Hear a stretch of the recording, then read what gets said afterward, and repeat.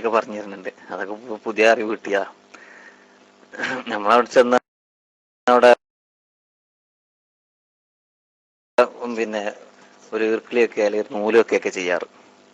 ഇൻഷാ അല്ലാഹ് ഏതായിരുന്നാലും ചോദ്യത്തിലേക്ക് പോവാം. പിന്നെ ചോദ്യം ഉസ്താദേ, ഇപ്പൊ ഇവിടെ നമ്മൾ ഈ നെസിന്റെ പുക എന്ന് പറഞ്ഞല്ലോ.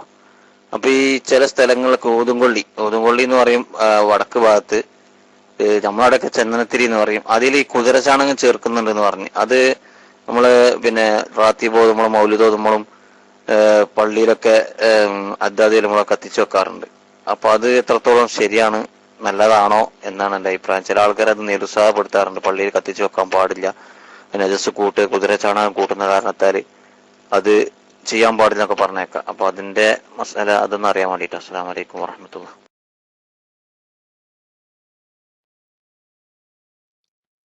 വഅലൈക്കും അസ്സലാം വറഹ്മത്തുള്ളാഹി. കുതിരച്ചാണകം ചേർത്തുകൊണ്ടുള്ള ചന്ദനത്തിരി ഒരു കാര്യം ഉറപ്പാണ്, നജസിന്റെ പുക നജസാണ്.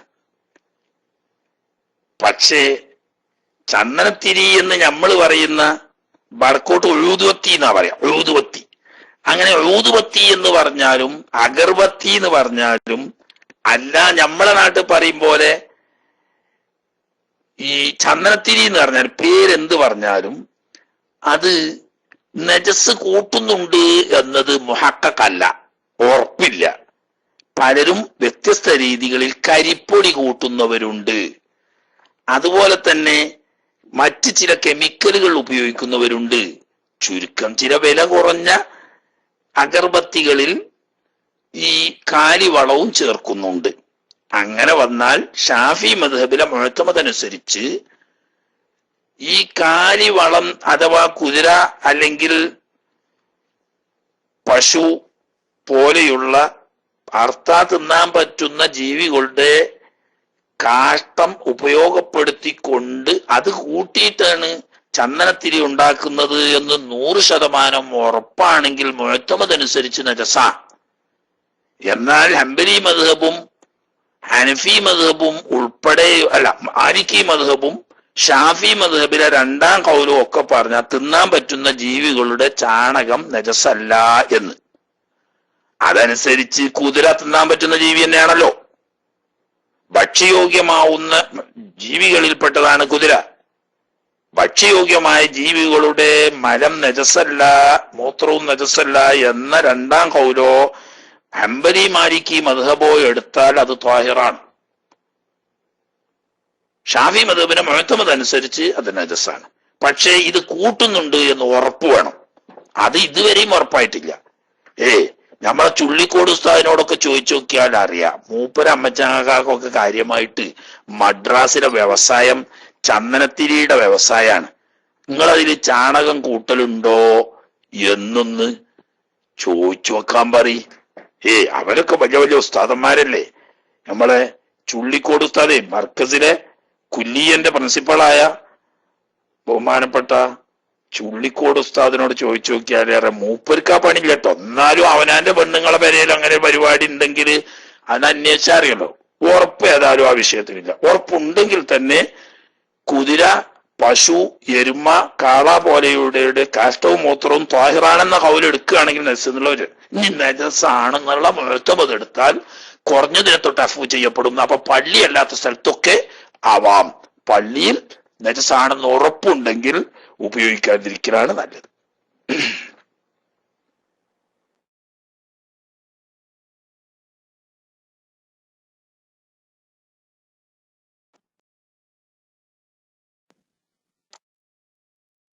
ഒരു ചോദ്യം കൂടി ഞാൻ ബാങ്ക് കൊടുക്കാൻ പോകാൻ, ഇനിയിപ്പം കുറച്ച് കഴിഞ്ഞിട്ടേ വരുള്ളൂ. ഇവിടെ വന്നൊരു ചോദ്യം, മറഞ്ഞ മയ്യത്ത് നിസ്കാരം എത്ര മാസം വരെ നിസ്കരിക്കാം എന്നൊരു ചോദ്യം നമ്മൾക്ക് കൂട്ടും.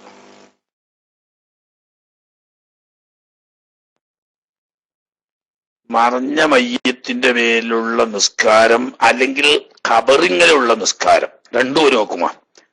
രണ്ട് രീതിയിൽ പറ്റും. ഒന്ന് മറഞ്ഞ മയ്യത്ത് എന്നുള്ള ഒരു നിസ്കാരമുണ്ട്.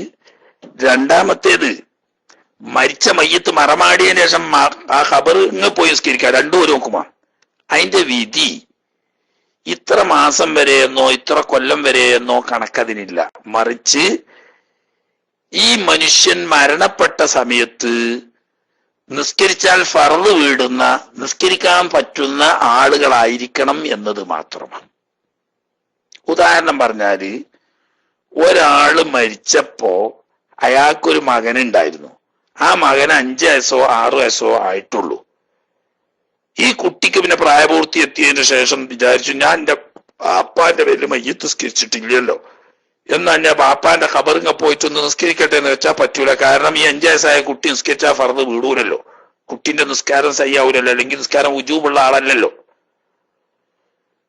അതുപോലെ തന്നെ ഒരു പെണ്ണ് വിചാരിക്കുകയാണ്, വല്യാപ്പ മരിച്ചു, അന്ന് ഹൈളയിനി അല്ലെങ്കിൽ നിഫാസയിനി, അന്ന് ഏതായാലും നിസ്കരിക്കാൻ കഴിഞ്ഞില്ല.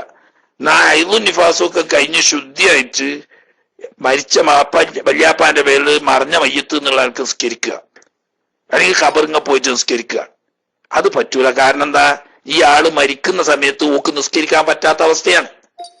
ഇങ്ങനെയുള്ളവരല്ലാത്ത ഒരാൾക്ക് പ്രായപൂർത്തിയെത്തിയ ഹൈള് നിഫാസ് എന്ന അശുദ്ധിയിൽ നിന്ന് ശുദ്ധിയുള്ളൊരു മനുഷ്യൻ മരിക്കുന്ന സമയത്ത് കേട്ടോ, ഈ വ്യക്തി മരിക്കുന്ന സമയത്ത് ഈ നിസ്കരിക്കാൻ ഉദ്ദേശിക്കുന്ന വ്യക്തിക്ക് ഹൈള് നിഫാസ് എന്നീ അശുദ്ധിയില്ല, പ്രായപൂർത്തി എത്തിയിട്ടുമുണ്ട്.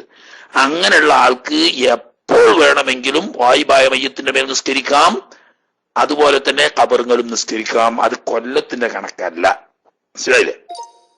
അതേ സമയത്ത് മരിച്ചതിന്റെ പിറ്റേന്ന് തന്നെയാണെങ്കിലും മരിച്ചെന്ന ഹൈളുള്ള പെണ്ണാണ്,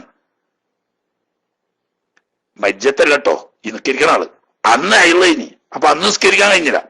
എന്നാ പിറ്റേന്ന് ഏതാനും ബാപ്പാൻ മരിച്ചപ്പോ നിസ്കരിക്കാൻ കഴിഞ്ഞില്ല, ബാപ്പാക്ക് വേണ്ടിട്ട് നിസ്കരിക്കാൻ പിറ്റേന്ന് ഹൈള് കുളിച്ച് ശുദ്ധിയായതിനു ശേഷം ബാപ്പാന്റെ പേരിൽ വായിബായ മയ്യത്ത് നിസ്കരിക്കാന്ന് വെച്ചാൽ, അല്ലെങ്കിൽ ഖബറിങ് പോയി നിസ്കരിക്കാന്ന് വെച്ചാൽ പറ്റൂല. കാരണം എന്താ, മരിച്ച സമയത്ത് നിസ്കരിക്കാൻ പറ്റാത്ത ആളാണ്. അപ്പൊ മരണസമയത്ത് നിസ്കാരം ഫർളുള്ള ആളുകളിൽ പെട്ട നിസ്കാരം സഹീഹാവുന്ന ആളുകളായിരിക്കണം. അവർക്ക് നിസ്കരിക്കാതെ എത്ര കൊല്ലം വരെയും നിസ്കരിക്കാം, മാസം കൊല്ലം ഒന്നും അതിന് കണക്കില്ല. ഓക്കെ,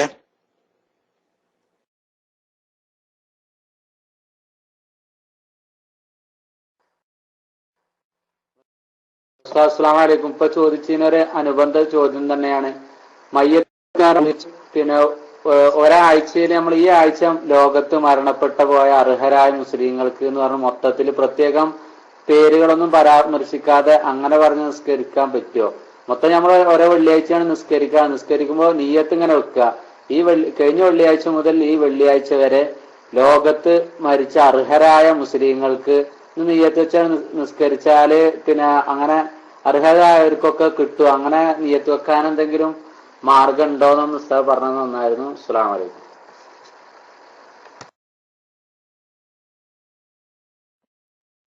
വലൈക്കും അസ്സലാം.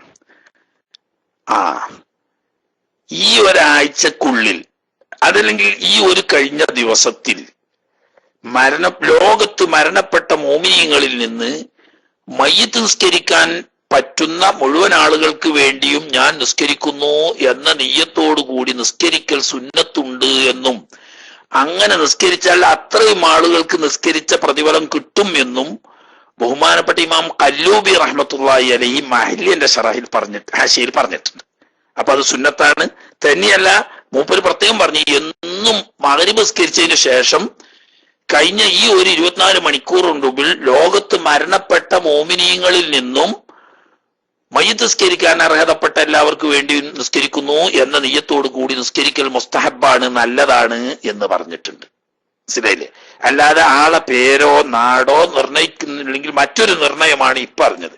ഏത്, ഈ ഒരു ദിവസത്തിന്റെ ഉള്ളിൽ, അതല്ലെങ്കിൽ ഈ ഒരാഴ്ചക്കുള്ളിൽ, അതല്ലെങ്കിൽ ഈ ഒരു മാസത്തിനുള്ളിൽ മരണപ്പെട്ട മോമിനീങ്ങളിൽ നിന്നിട്ടും മയ്യിത്ത് നിസ്കരിക്കാൻ അർഹതപ്പെട്ട എല്ലാവർക്കും വേണ്ടി എന്ന് പറഞ്ഞാൽ അതിൽ തന്നെ മോർച്ചറി കിടക്കുന്നവരുണ്ടാവും, മയ്യത്ത് കുളിപ്പിക്കാൻ കിട്ടാത്തവരുണ്ടാവും, ഇങ്ങനെയൊക്കെ ഉണ്ടാവുമല്ലോ. അവർക്കൊന്നും നിസ്കരിക്കാൻ പറ്റൂല. അപ്പൊ അതാ നിസ്കരിക്കാൻ പറ്റുന്ന ആളുകൾക്ക് വേണ്ടി ഞാൻ നിസ്കരിക്കുന്നു എന്ന നിയ്യത്തോടു കൂടി വന്നാൽ തയ്യീൻ പെടും. അത് തയ്യീന്റെ രൂപങ്ങളിൽപ്പെട്ട ഒരു രൂപമാണ്. നമ്മൾ ഇമാം നിസ്കരിക്കുന്ന മയ്യത്തിന്റെ മേൽ നിസ്കരിക്കുന്നു എന്ന് അറിയില്ലേ എന്നതുപോലെ ഒരു തയ്യീനാണ് ഈ ഒരു 24 മണിക്കൂറിനുള്ളിൽ മരണപ്പെട്ട ആളുകളിൽ നിന്നും അല്ലെങ്കിൽ ഈ ഒരാഴ്ചക്കുള്ളിൽ അല്ലെങ്കിൽ ഒരു മാസത്തിനുള്ളിൽ മരണപ്പെട്ട മോമിനിയങ്ങളിൽ നിന്നും മയ്യിത്ത് നിസ്കരിക്കാൻ അർഹതപ്പെട്ട എല്ലാവർക്കും വേണ്ടി നിസ്കരിക്കുന്നു എന്ന നിയ്യത്തോടു കൂടി നിസ്കരിക്കാം. അത് സഹിയാണെന്ന് മാത്രമല്ല അത് മുസ്തഹബാണ്, എന്നും വേണമെങ്കിൽ അങ്ങനെ ചെയ്യൽ നല്ലതാണ് എന്ന് ഇമാം ഖല്ലൂബി തന്റെ ഈ മഹല്ലിന്റെ ആശയെ പറഞ്ഞിട്ടുണ്ട്. ഓക്കെ,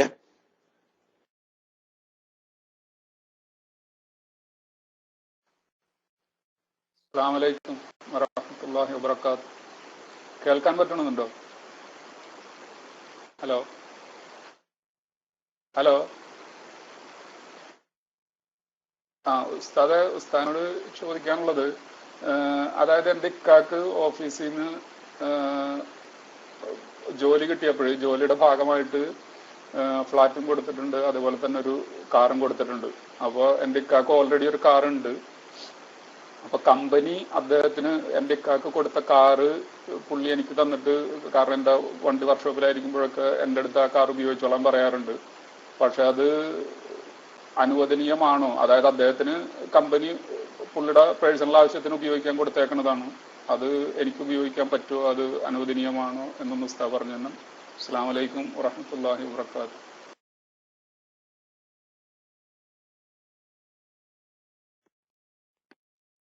വഅലൈക്കും അസ്സലാം വറഹ്മത്തുള്ളാഹി. വളരെ സൂക്ഷിക്കേണ്ട ഒരു മസലയാണ്.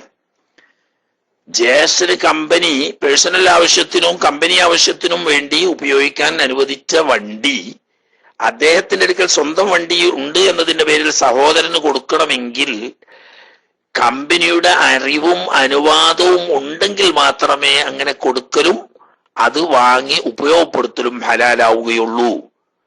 സൂക്ഷ്മതയുടെ മാർഗം, അദ്ദേഹം അത് ഉപയോഗപ്പെടുത്തിയിട്ട് അദ്ദേഹത്തിന് സ്വന്തമുള്ള കാർ നിങ്ങൾക്ക് തരികയാണെങ്കിൽ അതാണല്ലോ നല്ല മാർഗം. അല്ല, മറിച്ച് ചെയ്യണമെങ്കിൽ കമ്പനിയുടെ അറിവും അനുവാദവും ഉണ്ടായിരിക്കണം. അല്ലാതെ നമ്മൾ സ്വന്തം വെച്ച് ഖിയാസാക്കാൻ പാടില്ല. കാരണം എനിക്ക് ഉപയോഗിക്കാൻ പറഞ്ഞാണല്ലോ, എനിക്ക് എന്റെ കാർ ഉണ്ടാവുകൊണ്ട് ഞാൻ എന്റെ ജ്യേഷ്ഠന് കൊടുക്കട്ടെ അല്ലെങ്കിൽ അനുജന് കൊടുക്കട്ടെ എന്ന് വെക്കുന്നത് അത് സ്വന്തം ഖിയാസ. അത് ശരിയല്ല. മറിച്ച് എന്തു വേണം? ഒരു പക്ഷേ നല്ല മാർഗം ആ വണ്ടി അദ്ദേഹം ഉപയോഗിച്ചിട്ട് അദ്ദേഹത്തിന്റെ വണ്ടി നിങ്ങൾക്ക് ഉപയോഗിക്കാൻ തരിക. എന്നാൽ നിങ്ങളെ സഹായിച്ചതിന്റെ പ്രതിഫലം അയാൾക്ക് കിട്ടും, അയാൾ ഹലാലായ രീതിയിൽ കമ്പനിയുടെ വാഹനം ഉപയോഗിക്കുകയും ചെയ്യാം. അതല്ല, അദ്ദേഹത്തിന്റെ വണ്ടി തന്നെ ഉപയോഗിക്കലാണ് ഇഷ്ടം, എന്നാൽ കമ്പനി തന്നത് മറ്റൊരാൾക്ക് തന്റെ സഹോദരന് തന്റെ വ്യക്തിപരമായ ആവശ്യങ്ങൾക്ക് ഉപയോഗിക്കാൻ വേണ്ടി അനുവദിക്കുന്നതിൽ തെറ്റില്ല എന്ന് കമ്പനിയുടെ മസ്ഊലിൽ നിന്നിട്ടും വ്യക്തമായ അറിവുണ്ടെങ്കിലേ പാടുള്ളൂ, ഇല്ലെങ്കിൽ അത് തെറ്റാവും, ഹറാമാവും.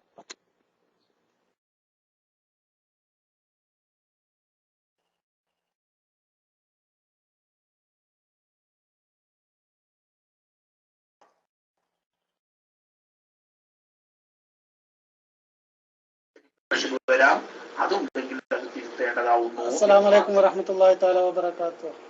ഉസ്താദ്, എന്റെ സംശയം, ഇപ്പോ ഇമാമിന്റെ ഒപ്പം നിസ്കരിക്കുമ്പോൾ ഇമാമ് സുജൂദിലും റുക്കൂയിലൊക്കെ നീണ്ടു നിൽക്കുമ്പോൾ നമുക്ക് 3 പ്രാവശ്യത്തിലേറെ സുബ്ഹാന റബ്ബിയൽ അഅ്ല വബിഹംദിഹി എന്നുള്ളത് നമുക്ക് കുറച്ച് സ്പീഡിലൂടെയും ചെല്ലുമ്പോൾ കുറെ വട്ടമായി പോകുന്നുണ്ട്. അതുകൊണ്ട് തെറ്റുണ്ടോ? കൽപ്പിച്ചതിന്റെ അപ്പുറം ചെയ്യലാവുമോ എന്നുള്ളത് സംശയമാണ്. പിന്നെ വേറെ ചെറിയ സംശയം, ഒപ്പം നേരത്തെ ശുദ്ധിയില്ലാത്തവർക്ക് മരിക്കുന്ന സമയത്ത് ശുദ്ധിയില്ലാത്തവർക്ക് എന്ന് പറഞ്ഞാൽ ജനാബത്തും അതിൽ പെടുമോ എന്നുള്ളൊരു സംശയം ഇവിടെ ഉണ്ട്. ചെറിയ സംശയമാണ്. വസ്യത്തോടു കൂടി അസ്സലാമു അലൈക്കും വറഹ്മത്തുള്ളാഹി വബറകാതുഹു.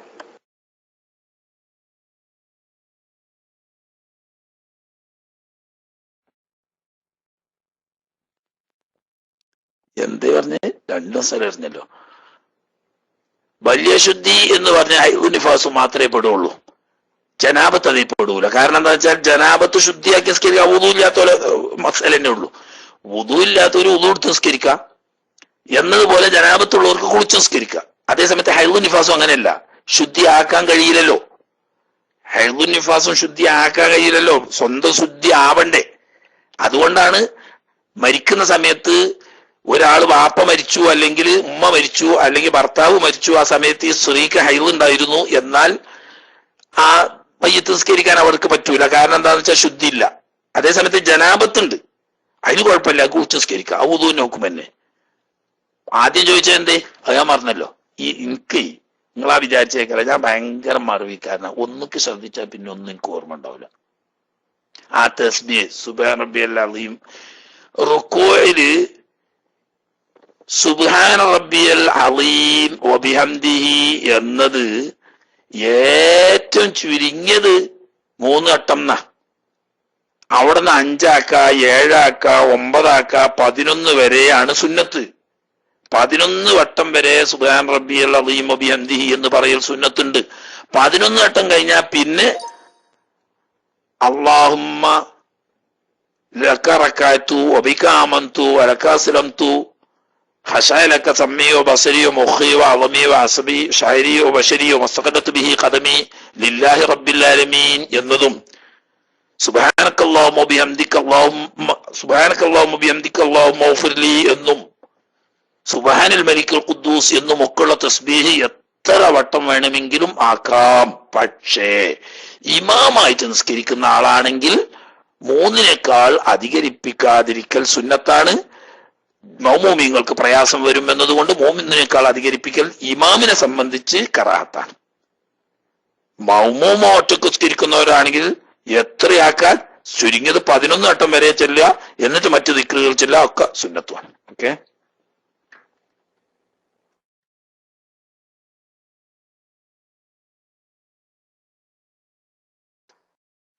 അസ്സലാമു അലൈക്കും. ഒരാള് ചോദിച്ചൊരു ചോദ്യമാണ്.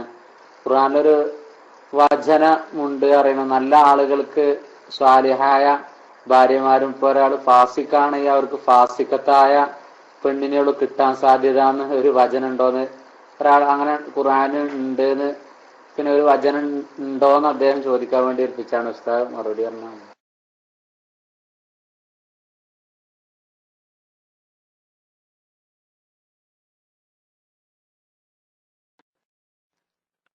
അങ്ങനെയല്ലല്ലോ.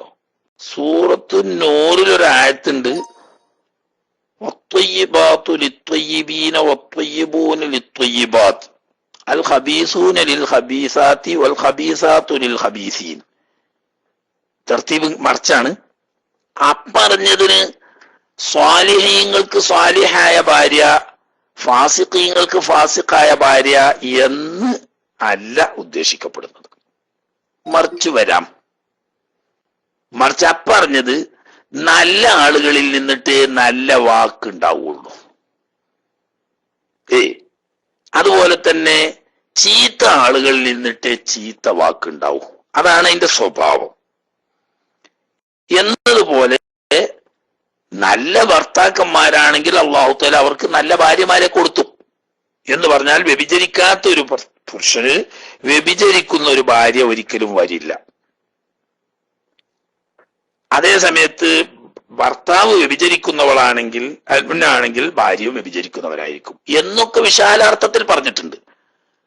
അതേ സമയത്ത് വ്യഭിചരിക്കാത്ത ഒരു പുരുഷന് വ്യഭിചരിക്കുന്ന ഒരു ഭാര്യ വരില്ല എന്നാണ്.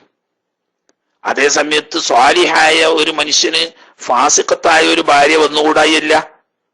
ബഹുമാനപ്പെട്ട നൂഹ് നബി അലൈഹിസ്സലാമിന്റെ ഭാര്യമാരിൽപ്പെട്ട ഒരു ഭാര്യ, ലൂത്ത് നബി അലൈഹിസ്സലാമിന്റെ ഭാര്യ, ഇവരൊക്കെ മുനാഫിക്കുകളായിരുന്നു എന്നല്ലേ? പച്ചക്കാഫിർ എന്നല്ല, പുറത്ത് ഒരു മോമിനീങ്ങളൊക്കെ തന്നെയാണ്, പക്ഷെ ഉള്ളിൽ മുനാഫിക്കുകളായിരുന്നു. അപ്പൊ നിഫാഖ് യഥാർത്ഥത്തിൽ കുഫർ തന്നെയാണ്. എന്നാൽ പോലും പ്രത്യക്ഷത്തിൽ മോമിനായി, ഉള്ളിൽ മുനാഫിക്കായ ഭാര്യ ആർക്കുണ്ടായിരുന്നു? നൂഹ് നബി അലൈഹി സ്വലാമിനുണ്ടായിരുന്നു, ലൂത്ത് നബി അലൈഹി സ്വലാമിനുണ്ടായിരുന്നു നിഫാഖുള്ളവർ. അപ്പം അള്ളാഹു നബിയാക്കന്മാരെ കാട്ടിലും വലിയോരുണ്ടോ എന്നെ? അപ്പൊ അവർക്ക് പിന്നെ അങ്ങനത്തെ ആളുകളെ കിട്ടല് സാധാരണ എങ്ങനെയാ കിട്ടുക? എന്നാൽ മുനാഫിക്കായ ഭാര്യ നൂഹ് നബി അലൈഹി സ്വലാമിനും അതുപോലെ തന്നെ ലൂത്ത് നബി അലൈഹി സ്വലാമിനും ഉണ്ടായിരുന്നു എന്ന് പറയുമ്പം ഭർത്താവ് സ്വാലിഹായി എന്നതുകൊണ്ട് ഭാര്യ സ്വാലിഹായി കൊള്ളണം എന്നില്ല. അതുപോലെ തന്നെ ഭർത്താവ് ഫാസിഖായി എന്നതുകൊണ്ട് ഭാര്യ ഫാസിഖായി കൊള്ളണം എന്നുമില്ല. പക്ഷേ വ്യഭിചാരം അങ്ങനെയല്ല. വ്യഭിചാരം അങ്ങനെയല്ല. അത് പാരമ്പര്യമായി പിന്നീട് ആ തറവാടിത്വത്തിന് തന്നെ ഒരു ഐബായി നിലനിൽക്കും. അതുകൊണ്ട് ഒരിക്കലും തീരെ വ്യഭിചാരവുമായി ബന്ധപ്പെടാതെ തന്റെ പാതിവൃത്യം സംരക്ഷിച്ചു പോരുന്ന ഒരു പെണ്ണിന് അവന്റെ ഭർത്താവും അങ്ങനെ തന്നെ ആയിരിക്കും. ഒരിക്കലും മറ്റെന്തൊക്കെ തെറ്റ് ചെയ്താലും വ്യഭിചാരം അതിൽ നിന്നിട്ടുണ്ടാവുകയില്ല. അതുപോലെ തന്നെ വ്യഭിചാരം ചെയ്യുന്ന ഒരു പുരുഷനാണെങ്കിൽ അവന്റെ ഭാര്യയും വ്യഭിചരിച്ചിരിക്കും. അതങ്ങനെയാ വരികയെന്ന്. നിസാഉക്കും എന്ന് പറഞ്ഞിട്ട് ഹദീസ് ഉണ്ട്. നിങ്ങൾ വ്യഭിചാരാദി നീചകൃത്യങ്ങളിൽ നിന്നിട്ട് വിശുദ്ധരാകൂ, എങ്കിൽ നിങ്ങളുടെ സ്ത്രീകളും അത്തരം ദുഷ്ടചര്യകളിൽ നിന്നിട്ട് വിശുദ്ധരാകും. അതിൽ നിന്ന് ഒരു കാര്യം മനസ്സിലാക്ക, നമ്മള് ഇവിടെ പാടുള്ളവർക്കൊക്കെ വ്യഭിചരിക്കും. നാട്ടിൽ ചെന്ന് നോക്കുമ്പോ ഭാര്യ ഗർഭിണിയാ, അപ്പൊ ഭയങ്കര കേസാക്കി. ഞാൻ പോയിട്ട് 2 കൊല്ലായി, എന്നിട്ട് പിന്നെ എങ്ങനെ ഓക്ക് ഗർഭം ഉണ്ടായത്? ഓള് വ്യഭിചരിച്ചതാണ്, അതുകൊണ്ട് ഞാൻ 3 ചൊല്ലി എന്നൊന്നും പറയാൻ നിൽക്കണ്ട. ഓള് പെണ്ണായതുകൊണ്ട് ഗർഭം ധരിച്ചു, നിങ്ങൾ ആണായതുകൊണ്ട് ഗർഭം ധരിച്ചിട്ട് ഞാനേ ഉള്ളൂ. നിങ്ങൾ വ്യഭിചരിച്ചിട്ടെങ്കിൽ ഓളും വ്യഭിചരിക്കൂല, അത്രയും വരാം. അത് വ്യാപകാർത്ഥത്തിൽ അൽ ഖബീസൂന ലിൽ ഖബീസാത്തി വൽ ഖബീസാത്തു ലിൽ ഖബീസീൻ ത്വയ്യിബൂന ലിത്വയ്യിബാത്തി വത്വയ്യിബൂന ലിത്വയ്യിബാത്തി എന്ന സൂറത്ത് നൂറിലൂടെ ആയത്തിന്റെ വ്യാപകാർത്ഥത്തിൽ മുഫസ്സിരീങ്ങൾ വ്യക്തമാക്കിയിട്ടുണ്ട്.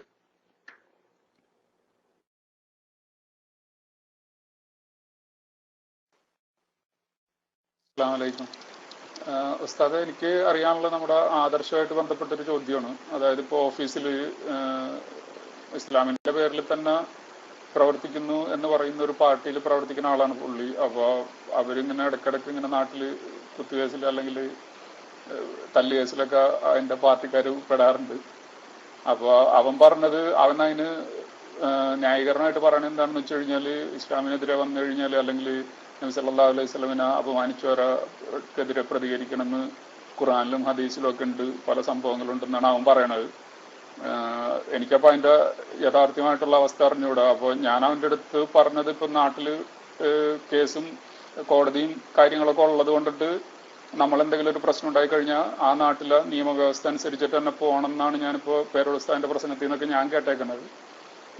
അപ്പോൾ എനിക്ക് ഉസ്താദ് ഒന്ന് വിശദമാക്കി തരേണ്ടത്, ഏതവസ്ഥയിലാണ് മുസ്ലിം സമൂഹത്തിന് അവർ ജീവിക്കുന്ന സ്ഥലത്ത് അവിടുത്തെ ഗവൺമെന്റിനെതിരെ അവർക്ക് ഒരു സംഘമായിട്ട് യുദ്ധം ചെയ്യണമെങ്കിലോ എന്താണ്, ഏതവസ്ഥയിലാണ് ഒരു മുസ്ലിം സമൂഹത്തിന് അങ്ങനെ ചെയ്യാൻ പറ്റുക? ഇപ്പോൾ നബി സല്ലല്ലാഹു അലൈഹി വസല്ലമയുടെ കാലത്ത് നടന്ന യുദ്ധത്തിലെല്ലാം നബി സല്ലല്ലാഹു അലൈഹി വസല്ലം നേതൃത്വം കൊടുത്തിട്ടാണ് നടത്തിയത്. അപ്പോൾ നമ്മുടെ നാട്ടിൽ ഇനി അങ്ങനെ, അല്ലെങ്കിൽ വേറൊരു രാജ്യത്ത് മുസ്ലിങ്ങൾക്ക് അവിടുത്തെ ഭരണകൂടത്തിനെതിരെ യുദ്ധം ചെയ്യേണ്ട ഒരു അവസ്ഥ വന്നാൽ ആരാണ് അതിന് ആഹ്വാനം കൊടുക്കേണ്ടത് എന്നൊന്ന് ചെറിയ രൂപത്തിലൊന്ന് ഉസ്താദ് പറഞ്ഞു തന്നാൽ നന്നായിരിക്കും. അസ്സലാമു അലൈക്കും വറഹ്മത്തുള്ളാഹി വബറകാതുഹു.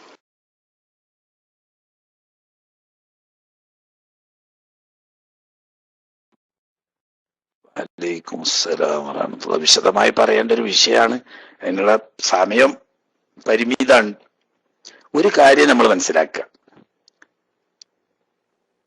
ഇസ്ലാമിന്റെ ശത്രുക്കൾക്കെതിരിൽ ആയുധമെടുത്ത് പടപൊരുതണമെങ്കിൽ ഒന്നാമത് വേണ്ടത് നിയമപരമായി ഒരു മുസ്ലിം രാഷ്ട്രം നിലവിൽ വരികയും അതിന് ഒരു ഭരണാധികാരിയും നിയമപരമായ ഒരു ഭരണകൂടവും നിലവിൽ വരണം. എന്നിട്ട് ആ നിയമപരമായ രാഷ്ട്രത്തലവൻ നിയമപരമായി യുദ്ധം പ്രഖ്യാപിക്കണം. ആ പ്രഖ്യാപിത യുദ്ധത്തിന് ഗവൺമെന്റ് അംഗീകൃത സൈന്യം യുദ്ധം ചെയ്യണം. ഇതാണ് നിയമം. 13 കൊല്ലം നബി സല്ലല്ലാഹു അലൈഹി വസല്ലമ തങ്ങളും സ്വഹാബാ കിറാമുകളും മക്ക ഷരീഫിൽ ജീവിച്ചു. എല്ലാ നിലക്കുള്ള അതിക്രമങ്ങളും കയ്യേറ്റങ്ങളും കൊലപാതകം വരെ മക്ക മുശ്രിക്കുകൾ നടത്തി. ബഹുമാനപ്പെട്ട സുബയ്യ റളിയല്ലാഹു തആല അൻഹ, ബഹുമാനപ്പെട്ട യാസിർ റളിയല്ലാഹു തആല അൻഹു തുടങ്ങിയവർ കൊല്ലപ്പെടുക വരെ ചെയ്തു. ബഹുമാനപ്പെട്ട നബി സല്ലല്ലാഹു അലൈഹി വസല്ലമ തങ്ങൾ പോലും പല കയ്യേറ്റങ്ങൾക്കും വിധേയനായി. സ്വഹാബത്ത് ബഹുമാനപ്പെട്ട ഉമറുൽ ഫാറൂഖ് റളിയല്ലാഹു തആല അൻഹു, ഹംസത്തുൽ കറാർ റളിയല്ലാഹു തആല അൻഹു പോലെയുള്ള ഈറ്റപ്പുലികളായ സ്വഹാബത്ത് ഉണ്ടായിട്ട് അവരൊക്കെ പലപ്പോഴും നബി സല്ലല്ലാഹു അലൈഹി വസല്ലമ തങ്ങളോട് ഈ കയ്യേറ്റങ്ങൾക്കും അതിക്രമങ്ങൾക്കും എതിരിൽ ഞങ്ങൾ പ്രതികരിക്കുകയാണ്, അതിന് അനുവാദം തരണമെന്ന് പറഞ്ഞിട്ട് ഈ 13 കൊല്ലവും നബി സല്ലല്ലാഹു അലൈഹി വസല്ലമ തങ്ങൾ ക്ഷമിക്കാൻ പറഞ്ഞു. കാരണം ഖുർആൻ 70 പ്രാവശ്യം ആവർത്തിച്ച് ഖുർആനിൽ ക്ഷമ കൈക്കൊള്ളാൻ പറഞ്ഞു. മദീനയിൽ പോയി. മദീനയിൽ പോയതിനു ശേഷം അവിടെ പരിഷ്കൃത രാഷ്ട്രത്തിന്റെ അടിത്തറയായിക്കൊണ്ട് ഒരു ജനാധിപത്യ ഇസ്ലാമിക അടിസ്ഥാനത്തിലുള്ള ഒരു ഗവൺമെന്റ് നിലവിൽ വന്നു നബി സല്ലല്ലാഹു അലൈഹി വസല്ലം തങ്ങളുടെ നേതൃത്വത്തിൽ. അതിൽ ജൂതന്മാർക്ക് ജൂതന്മാരായി ജീവിക്കാനും നസാറാക്കൾക്ക് നസാറാക്കളായി ജീവിക്കാനും മറ്റ് ജനവിഭാഗത്തിന് അവരുടെ മതത്തിലും ആദർശത്തിലും വിശ്വസിക്കാനും അംഗീകരിച്ചു കൊടുത്തുകൊണ്ട് മദീന ഒരു രാഷ്ട്രമാണെന്നും അതിന്റെ ഭദ്രതയ്ക്കു വേണ്ടി എല്ലാവരും ഒറ്റക്കെട്ടായി ജീവിക്കണമെന്നും മദീനയെ ആരാക്രമിച്ചാലും മതപരമോ ആദർശപരമോ ആയ വൈജാത്യം എല്ലാം മറന്നുകൊണ്ട് ഒറ്റക്കെട്ടായി മദീന എന്ന് പറയുന്ന രാഷ്ട്രത്തിനെതിരിൽ വരുന്ന ശത്രുവിനെതിരിൽ പൊരുതണമെന്നും നാട്ടിന്റെ പൊതുവിഷയങ്ങളിൽ ഇടപെടുമ്പോൾ മുഹമ്മദ് സല്ലല്ലാഹു അലൈഹി വസല്ലം തങ്ങൾ ഭരണാധികാരി എന്ന നിലക്ക് തന്റെ തീരുമാനം എല്ലാവർക്കും ബാധകമാകുമെന്നുമുള്ള വ്യവസ്ഥ കരാർ ഒപ്പിട്ട് ഒരു രാഷ്ട്രമായി പ്രഖ്യാപിക്കപ്പെട്ടതിന് ശേഷം ഹിജ്റ 2-ാം വർഷത്തിലാണ് ബഹുമാനപ്പെട്ട നബി സല്ലല്ലാഹു അലൈഹി വസല്ലമക്ക് ഖുർആൻ ഉദിന ലില്ലദീന യുഖാതലൂന ബിഅന്നഹും ളുലിമു വഇന്നല്ലാഹ അലാ നസ്രിഹിം ലഖദീർ എന്ന ആയത്തിലൂടെ ശത്രുവിനെ പ്രതിരോധിക്കാൻ യുദ്ധം ചെയ്യാൻ അനുവാദം കൊടുക്കുന്നത്. അതിനുശേഷമാണ് ബദറും ഉഹദും ഖന്തഖും ഹുനൈനും ഉൾപ്പെടെയുള്ള യുദ്ധങ്ങളൊക്കെ വന്നത്. അതിൽ ചിലതിലൊക്കെ നബി സല്ലല്ലാഹു അലൈഹി വസല്ലം തങ്ങൾ ഭരണാധികാരി എന്ന നിലയ്ക്ക് നേരിട്ട് നേതൃത്വം കൊടുത്തു. മറ്റ് പലതിലും നബി സല്ലല്ലാഹു അലൈഹി വസല്ലം തങ്ങൾ നിയമിച്ച സൈനിക തലവന്മാരുടെ നേതൃത്വത്തിലുള്ള സൈന്യം നേരിട്ടു. നബി തങ്ങൾ നേരിട്ട് പങ്കെടുത്തതിന് ഖസ്വത്ത് എന്നും അവിടുന്ന് സൈനിക തലവന്മാരുടെ നേതൃത്വത്തിൽ സഹാബാക്കളെ മാത്രം അയച്ചതിന് മറ്റേ ശരീഅത്ത് എന്നും പറയും. അങ്ങനെ ഖസ്വത്തും ശരീഅത്തും രണ്ടും രാജ്യഭരണത്തിന്റെ ഭരണാധികാരി നിയമപരമായി പ്രഖ്യാപിച്ച് രാജ്യരക്ഷയ്ക്ക് വേണ്ടി നടത്തുന്ന ദീനിന് വേണ്ടി നടത്തുന്ന പോരാട്ടങ്ങളാണ്. അതൊരു രാഷ്ട്രത്തിന് ഒരു രാഷ്ട്രത്തലവിന് നിയമപരമായി മാത്രം ചെയ്യാവുന്ന കാര്യങ്ങളാണ്. മറ്റാണെങ്കിൽ മക്കയിൽ വെച്ചിട്ട് കൊലപാതകം വരെ നടത്തിയിട്ട് പ്രതികരിച്ചിട്ടില്ല. എന്നാൽ ഏതെങ്കിലും കമ്മിറ്റി ഉണ്ടാക്കിയിട്ടോ ഏതെങ്കിലും സംഘടനകൾ രൂപീകരിച്ചിട്ടോ നിയമപരമായി നടക്കുന്ന ഒരു രാജ്യത്ത് ഗവൺമെന്റിനെതിരിലോ ആ നാട്ടിലെ ജനങ്ങൾക്കെതിരോ യുദ്ധം പ്രഖ്യാപിക്കാൻ ഇസ്ലാം ആർക്കും അനുവാദം കൊടുത്തിട്ടില്ല. തെറ്റിദ്ധാരണ മാത്രമാണ്. അത് വിവരമില്ലാത്തതിന്റെ പേരിലുള്ള തെറ്റിദ്ധാരണയാണ്. നിയമപരമായി നേരിടാം. പിന്നെ അതിനെതിരിൽ പ്രതികരിക്കേണ്ടി വരുന്നത് നമ്മൾ വ്യക്തിപരമായി അശ്ഹദു അല്ലാ ഇലാഹ ഇല്ലല്ലാഹു വഅശ്ഹദു അന്ന മുഹമ്മദ് റസൂലുള്ളാഹി എന്ന കലിമത്ത് ഷഹാദത്ത് ഉച്ചരിക്കാനും മുസ്ലിമായി ജീവിക്കാനും മറ്റുള്ളവരോട് ഇസ്ലാമിനെ പറ്റി പറഞ്ഞു കൊടുക്കാനുമുള്ള അനുവാദം നിഷേധിക്കപ്പെടുന്നവിടെയോ അത്തരം രാജ്യങ്ങളോട് അഭിപ്രായ സ്വാതന്ത്ര്യത്തിന് വേണ്ടി യുദ്ധം ചെയ്യാൻ മുസ്ലിം ഭരണകൂടത്തിന് അധികാരമുണ്ട്. അപ്പോഴും മുസ്ലിം ഭരണകൂടത്തിന് അധികാരമുള്ളൂ. ഇന്ത്യ പോലെയുള്ള ഒരു അഹദിയായ രാജ്യങ്ങൾ 3 ഒക്കെ വിശദമായി പറയേണ്ട വിഷയമാണ്. ഇതിനൊപ്പം സമയമില്ല. ഇസ്ലാമിക രാജ്യം, ഹർബിയായ രാജ്യം, ദിമ്മിയായ രാജ്യം, അതേസമയത്ത് അഹദിയായ രാജ്യം. ഇസ്ലാമിക രാജ്യം എന്ന് പറഞ്ഞാൽ ഒരു മുസ്ലിം ഭരണാധികാരി ഇസ്ലാമിന്റെ അടിസ്ഥാനത്തിൽ നടക്കുന്ന ഒരു രാജ്യം ഭരണം നടത്തുമ്പോൾ അത് ഇസ്ലാമിക രാജ്യം. മുസ്ലിങ്ങളായതുകൊണ്ട് പോലെ ഇസ്ലാമിന്റെ പേരിൽ നടത്തുന്ന ഭരണമാണ് മുസ്ലിം രാജ്യവുമാണ്. അങ്ങനെ രണ്ടാമത്തത് ദിമ്മി എന്ന് പറഞ്ഞാല് മുസ്ലിം രാജ്യമല്ല, മുസ്ലിം ഗവൺമെന്റിന് കീഴിൽ അവരുടെ നിയമനയങ്ങളെ അംഗീകരിച്ചുകൊണ്ട് നടക്കുന്ന രാജ്യമാണെങ്കിൽ ദിമ്മി എന്ന് പറയും. അതേസമയത്ത് നിയമപരമായി മുസ്ലിം ഗവൺമെന്റിനെതിരിൽ മുസ്ലിം രാഷ്ട്രത്തിനെതിരിൽ ഔദ്യോഗികമായി യുദ്ധം പ്രഖ്യാപിച്ച രാജ്യങ്ങൾക്കാണ് ഹർബി എന്ന് പറയുന്നത്. ഈ ഹർബി രാഷ്ട്രത്തിനോടാണ് മുസ്ലിം രാഷ്ട്രമാണ് യുദ്ധം ചെയ്യേണ്ടത്. ഇന്ത്യ എന്ന് പറയുന്നത് ഹർബിയായ രാജ്യമല്ല, ഇസ്ലാമിക രാജ്യവുമല്ല. ഞാൻ നേരത്തെ പറഞ്ഞതുപോലെയുള്ള ദിമ്മിയ രാജ്യമാണോ? അതുമല്ല. ദിമ്മിയ രാജ്യമാണെങ്കിൽ മുസ്ലിം രാജ്യത്തിന്റെ ഭരണത്തിന് കീഴായിരിക്കണം, അതല്ല. ഇതൊന്നും അല്ലാത്ത 4മത്തൊന്നാണ് അഹദിയായ രാജ്യം എന്ന് പറയും. അഹദിയായ രാജ്യം എന്ന് പറഞ്ഞാൽ എല്ലാവരും പരസ്പരം സൗഹാർദ്ദത്തിലും ഒത്തൊരുമയിലും ഒരു രാജ്യത്തിന്റെ പൗരന്മാരെന്ന നിലക്ക് ജീവിക്കണമെന്നും രാജ്യത്തിന്റെ പൊതു താല്പര്യങ്ങളിൽ എല്ലാവരും ഒത്തൊരുമിക്കണമെന്നും അതോടുകൂടി ഓരോ ജനവിഭാഗങ്ങൾക്കും അവരുടെ ആശയവും ആദർശവും അനുസരിച്ച് ജീവിക്കാനും മറ്റുള്ളവർക്ക് ശല്യമല്ലാത്ത നിലക്ക് അത് പ്രചരിപ്പിക്കാനും അനുവാദമുള്ള ലോകരാഷ്ട്രങ്ങളിൽ പലയെടുപ്പുള്ള ഒരു രാജ്യമാണ് നമ്മുടെ ഇന്ത്യ മഹാരാജ്യം.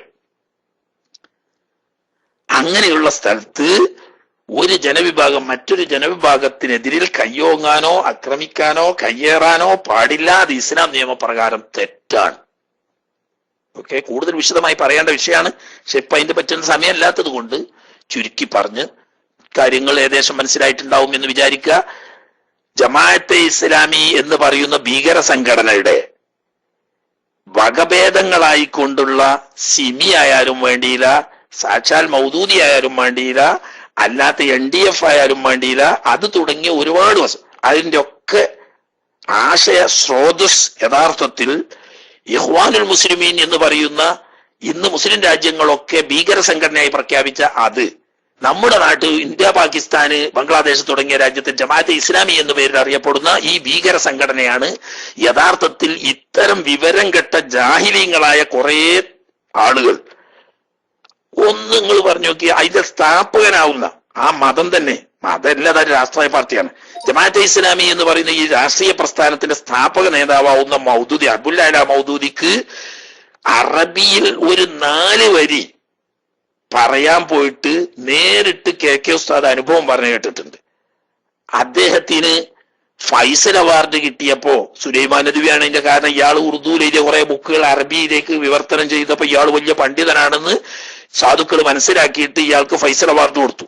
ഈ ഫൈസൽ അവാർഡ് സ്വീകരിക്കാൻ വന്നിട്ട് ഒരു ശുക്രൻ അറബിയിൽ പറയാൻ കിട്ടാതെ ഉറുദുവിൽ പറഞ്ഞിട്ട് ഒരു പരിഭാഷകനെ വെച്ചുകൊണ്ട് അറബിയിൽ പറയേണ്ടി വന്ന അത്രയും പടുജാഹിലായ ഒരു കാക്കയാണ് യഥാർത്ഥത്തിൽ ഈ അബുൽ അല മൗദൂദി എന്ന് പറയുന്നത്. ഇങ്ങനത്തെ ഒരു പടുജാഹിലാവുന്ന ഒരു രാഷ്ട്രീയ ചിന്തകൻ ഇസ്ലാമിനെ ഭീകരമായി ചിത്രീകരിച്ച് ജനങ്ങളെ തെറ്റിദ്ധരിപ്പിക്കാൻ വേണ്ടി ഭീകരവാദത്തിലൂടെ ഇസ്ലാമിനെ മറ്റുള്ളവരെ മുഴുവനും കൊന്നും തകർത്തും അടിച്ചമർത്തിയും നശിപ്പിക്കാൻ വേണ്ടിയിട്ടുണ്ടാക്കിയ നിങ്ങൾ ചിന്തിച്ചു നോക്കി. ബംഗ്ലാദേശിൽ എന്താണ് നടക്കുന്നത്? ഈജിപ്തിൽ എന്താ നടന്നത്? ആയിരക്കണക്കിന് ആളുകളെ അറുകൊല ചെയ്യാനും ബലാത്സംഗം ചെയ്യാനും ആക്രമിക്കാനും മുതിർന്നതിന്റെ പേരിൽ പ്രസിഡന്റുമാർ ഉൾപ്പെടെ തൂക്കിലേറ്റപ്പെട്ടിട്ട് ഇന്ന് എന്താണ് അവർ കാട്ടുന്നത്? റോട്ടിലിറങ്ങി തെരുവിൽ നിന്ന് നിരപരാധികളെ അറുകൊല ചെയ്യുന്ന ഈ ജമാഅത്തെ ഇസ്ലാമിയുടെ തലതിരിഞ്ഞ ഭീകരവാദത്തിന്റെ വിവിധ രൂപങ്ങളും മുഖങ്ങളുമാണ് നിങ്ങൾ പറഞ്ഞ NDF ആയാലും വേണ്ടിയില്ല, വേറെന്തോ ഒരു പീപ്പിൾ എന്നൊക്കെ പറഞ്ഞിട്ട് വേറൊരു പാർട്ടി ഉണ്ട്, രാഷ്ട്രീയം ഒരു പുറത്തു പറയാം, അതായാലും സിമി ആയാലും ഒക്കെ ഈ ജമാഅത്തെ ഇസ്ലാമിന്റെ തലതിരിഞ്ഞ അനിസ്ലാമികമായ വിവരക്കേടിൽ നിന്നിട്ട് ഉടലെടുത്ത പ്രസ്ഥാനത്തിന്റെ സ്ഫുരണങ്ങളാണ് ഈ കേട്ടുകൊണ്ടിരിക്കുന്നത്. അത് ഇസ്ലാമുമായിട്ട് യാതൊരു ബന്ധവും അതിനില്ല. അത് ഇസ്ലാമിന്റെ വൃത്തത്തിന്റെ പുറത്തുള്ള ഒരു രാഷ്ട്രീയ ലക്ഷ്യം വെച്ചുകൊണ്ട് പ്രവർത്തിക്കുന്ന ഒരു ഭീകര സംഘടനയാണ്. അതിന് ഇസ്ലാമിനോട് യാതൊരു ബന്ധമില്ല. അങ്ങനെ സ്ഥാപിച്ച സ്ഥാപക നേതാവിന് ലക്ഷങ്ങൾ വരുന്ന ഫൈസൽ അവാർഡ് കിട്ടിയപ്പോ ഒരു ശുക്രൻ അറബി പറയാൻ കിട്ടാത്ത മനുഷ്യനാണ്. ഇനി വേണ്ട, ഞാൻ ഒരു അനുഭവം കൂടി പറയാം, സമയമില്ലെങ്കിലും. ബഹുമാനപ്പെട്ട KK ഉസ്താദ്, ഞങ്ങളുടെ ഉസ്താദായിരുന്നു ജാമിയയില്. KK ഉസ്താദ് ഒരിക്കൽ ഹജ്ജിന് വന്ന സമയത്ത് ഈ അബുൽ അല മൗദൂദി ഹജ്ജിന് വന്നിട്ടുണ്ട്. അപ്പോ അബുൽ അല മൗദൂദിയെ നേരിൽ കണ്ട് അയാളുടെ ഈ പിഴച്ച ആശയങ്ങളെ സംബന്ധിച്ച് ചർച്ച ചെയ്യണം എന്ന നിലക്ക് അദ്ദേഹത്തിന്റെ സെക്രട്ടറിയുമായി ബന്ധപ്പെട്ട് എനിക്ക് മൗലാനയെ ഒന്ന് കണ്ട് സംസാരിക്കേണ്ടതുണ്ടെന്ന് പറഞ്ഞപ്പോൾ അദ്ദേഹം വന്നോളാൻ പറഞ്ഞു. അങ്ങനെ ചെന്നു. ഹോട്ടലിൽ ചെന്ന് കണ്ടപ്പോ ബഹുമാനപ്പെട്ട KK ഉസ്താദ് പറഞ്ഞു, ഇത് KK ഉസ്താദ് നേരിട്ട് ഞങ്ങളോട് പറഞ്ഞതാണ്, മുത്തസിലായ സനദ. KK ഉസ്താദിന് എനിക്ക് നിങ്ങളെ കുറെ പുസ്തകങ്ങൾ ഞാൻ വായിച്ചിട്ടുണ്ട്, അതിനെപ്പറ്റി ചില കാര്യങ്ങളൊക്കെ നിങ്ങളുമായി നേരിൽ സംസാരിക്കാനുണ്ട് എന്ന് അറബിയിൽ ബഹുമാനപ്പെട്ട KK ഉസ്താദ് പറഞ്ഞപ്പോ തൊട്ടടുത്തുണ്ടായിരുന്ന തന്റെ പരിഭാഷകൻ ദിബാഷി അദ്ദേഹം ഉറുദുവിലേക്ക് അതിനെ തർജ്ജമ ചെയ്തു കൊടുത്തു. ആർക്ക്? മൗദൂദി സാഹിബിന്. അത് കേട്ടപ്പോൾ KK ഉസ്താദ് പറഞ്ഞു, ഓഹോ, നിങ്ങൾക്ക് അറബിയിൽ പറഞ്ഞാൽ മനസ്സിലാവില്ലെങ്കിൽ എനിക്ക് നന്നായി ഉറുദു അറിയാൻ അറിയും, ഞാൻ നിങ്ങൾക്കൊരു പണ്ഡിതൻ എന്ന നിലക്ക് അറബി അറിയും എന്നതുകൊണ്ടാണ് ഞാൻ അറബിയിൽ സംസാരിച്ചത്, ഞാൻ ഉറുദുവിൽ സംസാരിക്കാം എന്ന് പറഞ്ഞു. ഉറുദുവിൽ ബഹുമാനപ്പെട്ട KK ഉസ്താദ് പറഞ്ഞു, ഏത്, നിങ്ങള് ഇവിടെ കുറെ പുസ്തകങ്ങൾ ഞാൻ വായിച്ചിട്ടുണ്ട്, അതിൽ എനിക്ക് ചില സംശയങ്ങളും വിയോജിപ്പുകളും ഒക്കെ ഉണ്ട്, നിങ്ങളെ കണ്ട് നേരിട്ട് അതുമായിട്ട് സംസാരിക്കുക, പണ്ഡിതന്മാർ തമ്മിൽ സ്റ്റേജിൽ പറയാനല്ലോ ഭംഗി, നേരിട്ട് അത്തരം കാര്യങ്ങളെ സംസാരിക്കണം എന്ന് ഉദ്ദേശിച്ച് വന്നതാണ് എന്ന് പറഞ്ഞപ്പോ അദ്ദേഹം പറഞ്ഞു, ഞാൻ തിരക്കിലാണ്, എനിക്കിപ്പോൾ നിങ്ങളുമായി സംസാരിക്കാൻ സമയമില്ല എന്ന് പറഞ്ഞ് അദ്ദേഹം തടി തപ്പായത്. ഈ സംഭവത്തിൽ ഞാൻ നിങ്ങളുടെ ഏതാനും പുസ്തകങ്ങൾ വായിച്ച് അതിനെ സംബന്ധിച്ച് നിങ്ങളോട് ചില അഭിപ്രായങ്ങൾ പറയാനുണ്ടെന്ന് വളരെ ലഘുവായ രണ്ട് വാക്ക് അറബിയിൽ പറഞ്ഞിട്ട് അത് മനസ്സിലാക്കാൻ ഉറുദുവിൽ മറ്റൊരാൾ പരിഭാഷപ്പെടുത്തി കൊടുക്കേണ്ടി വന്ന അത്രയും ജാഹിലായ ഒരു മനുഷ്യനാണ് ഈ ജമാഅത്തെ ഇസ്ലാമി എന്ന് പറയുന്ന പ്രസ്ഥാനത്തെ കെട്ടിപ്പടുത്ത അതിന്റെ മതസ്ഥാപകൻ. പിന്നെ അതിന്റെ കൊമ്പും ചുള്ളിന്റെ കഥ പറയേണ്ട ആവശ്യമുണ്ടോ? എന്നാൽ ഇന്ന് കിട്ടുന്ന ഒരുപാട് അറബി പുസ്തകങ്ങളുണ്ട് മൗദൂദിന്റെ. ആ പുസ്തകങ്ങളൊക്കെ സുലൈമാൻ നദ്വി എന്ന പേരിൽ നല്ല അറബിയും ഉറുദുവും എഴുതാൻ അറിയുന്ന ഒരു പണ്ഡിതൻ ഉണ്ടായിരുന്നു. അയാള് എന്തോ ഇയാളുടെ ആചാരതയിൽ വീണ് മൗദൂദിയായി പോയി. അയാളാണ് ഈ പുസ്തകങ്ങളൊക്കെ അറബിയിലേക്ക് വിവർത്തനം ചെയ്തത്, സുലൈമാൻ നദ്വി.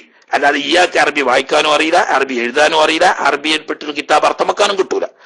അതുകൊണ്ട് തന്നെ നബി സല്ലല്ലാഹു അലൈഹി വസല്ലം തങ്ങൾ എന്ത് പറഞ്ഞു, അതുപോലെ തന്നെ നബി സല്ലല്ലാഹു അലൈഹി വസല്ലം തങ്ങളെ പോലെ തന്നെ സഹാബത്ത് എന്ത് പറഞ്ഞു, മുൻഗാമികളായ ഇമാമുകൾ എന്ത് പറഞ്ഞു എന്ന് അവരുടെ കിതാബുകൾ നോക്കിയിട്ട് മനസ്സിലാക്കാൻ വിവരമില്ലാത്ത ജാഹിലായതുകൊണ്ട് ഇയാൾ എന്തോ സ്വന്തം കണ്ടുപിടിച്ച് പറഞ്ഞതാ. അത് ആര് അവരെ പിന്തുടർന്നാലും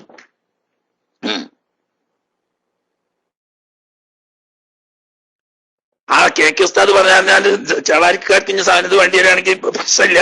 അത് കേട്ട പലരും ഞങ്ങൾ ഒന്നിച്ച് പട്ടിക്കാട് കോളേജിൽ പഠിക്കുന്ന സമയത്ത് ഒന്നിച്ച് പഠിച്ചാൽ ഒരു 99% ഇപ്പോൾ ഏപ്പിക്കാരാണെങ്കിലും ഒരു ചെറിയൊരു ശതമാനം ആളുകളൊക്കെ ഓല ഗസ്കിക്കാരെ കൂട്ടത്തിലുള്ളവരുണ്ട്. അവരോട് ചോദിച്ചാൽ പറയും കെ ഉസ്താദ് ഇക്കാര്യം പറഞ്ഞതാണ്. ഇപ്പൊ അവർക്ക് ജമാഅത്തെ ഇസ്ലാമി അല്ലെങ്കിൽ മുമ്പ് ഗസ്കിക്കാർക്ക് ജമാഅത്തെ ഇസ്ലാമി ആക്കല്ല, മറിച്ച് ലീഗിന് ഒരു പാഠം പഠിപ്പിക്കാൻ വേണ്ടിയിട്ട് ജമാഅത്തെ ഇസ്ലാമിയുമായി കൂട്ടുകൂടി ലീഗിനൊരു പാഠം പഠിപ്പിക്കണം എന്ന് ചില സാധുക്കൾക്ക് തോന്നുന്നുണ്ട്. പക്ഷേ അതിനവർ ഇറങ്ങിയാൽ ജമാഅത്തും നന്നാവൂല, എസ് കെക്കാരും നന്നാവൂല, ലീഗും നന്നാവൂല. എല്ലാം കൂടി മൂന്നും കൂടി ഈച്ച വളഞ്ഞേമൽ ഒട്ടിയേക്ക് ഒന്നരമ്പടിയാകാ ചെയ്യുക. അത് ബുദ്ധിയുള്ളവർ ആ കൂട്ടത്തിൽ ഉണ്ടെങ്കിൽ അത് ചിന്തിച്ചാൽ നന്നായിരിക്കും. അത് നമ്മളിപ്പോഴത്തെ വിഷയമല്ല, ഫിഖിന്റെ സമയമാണ്.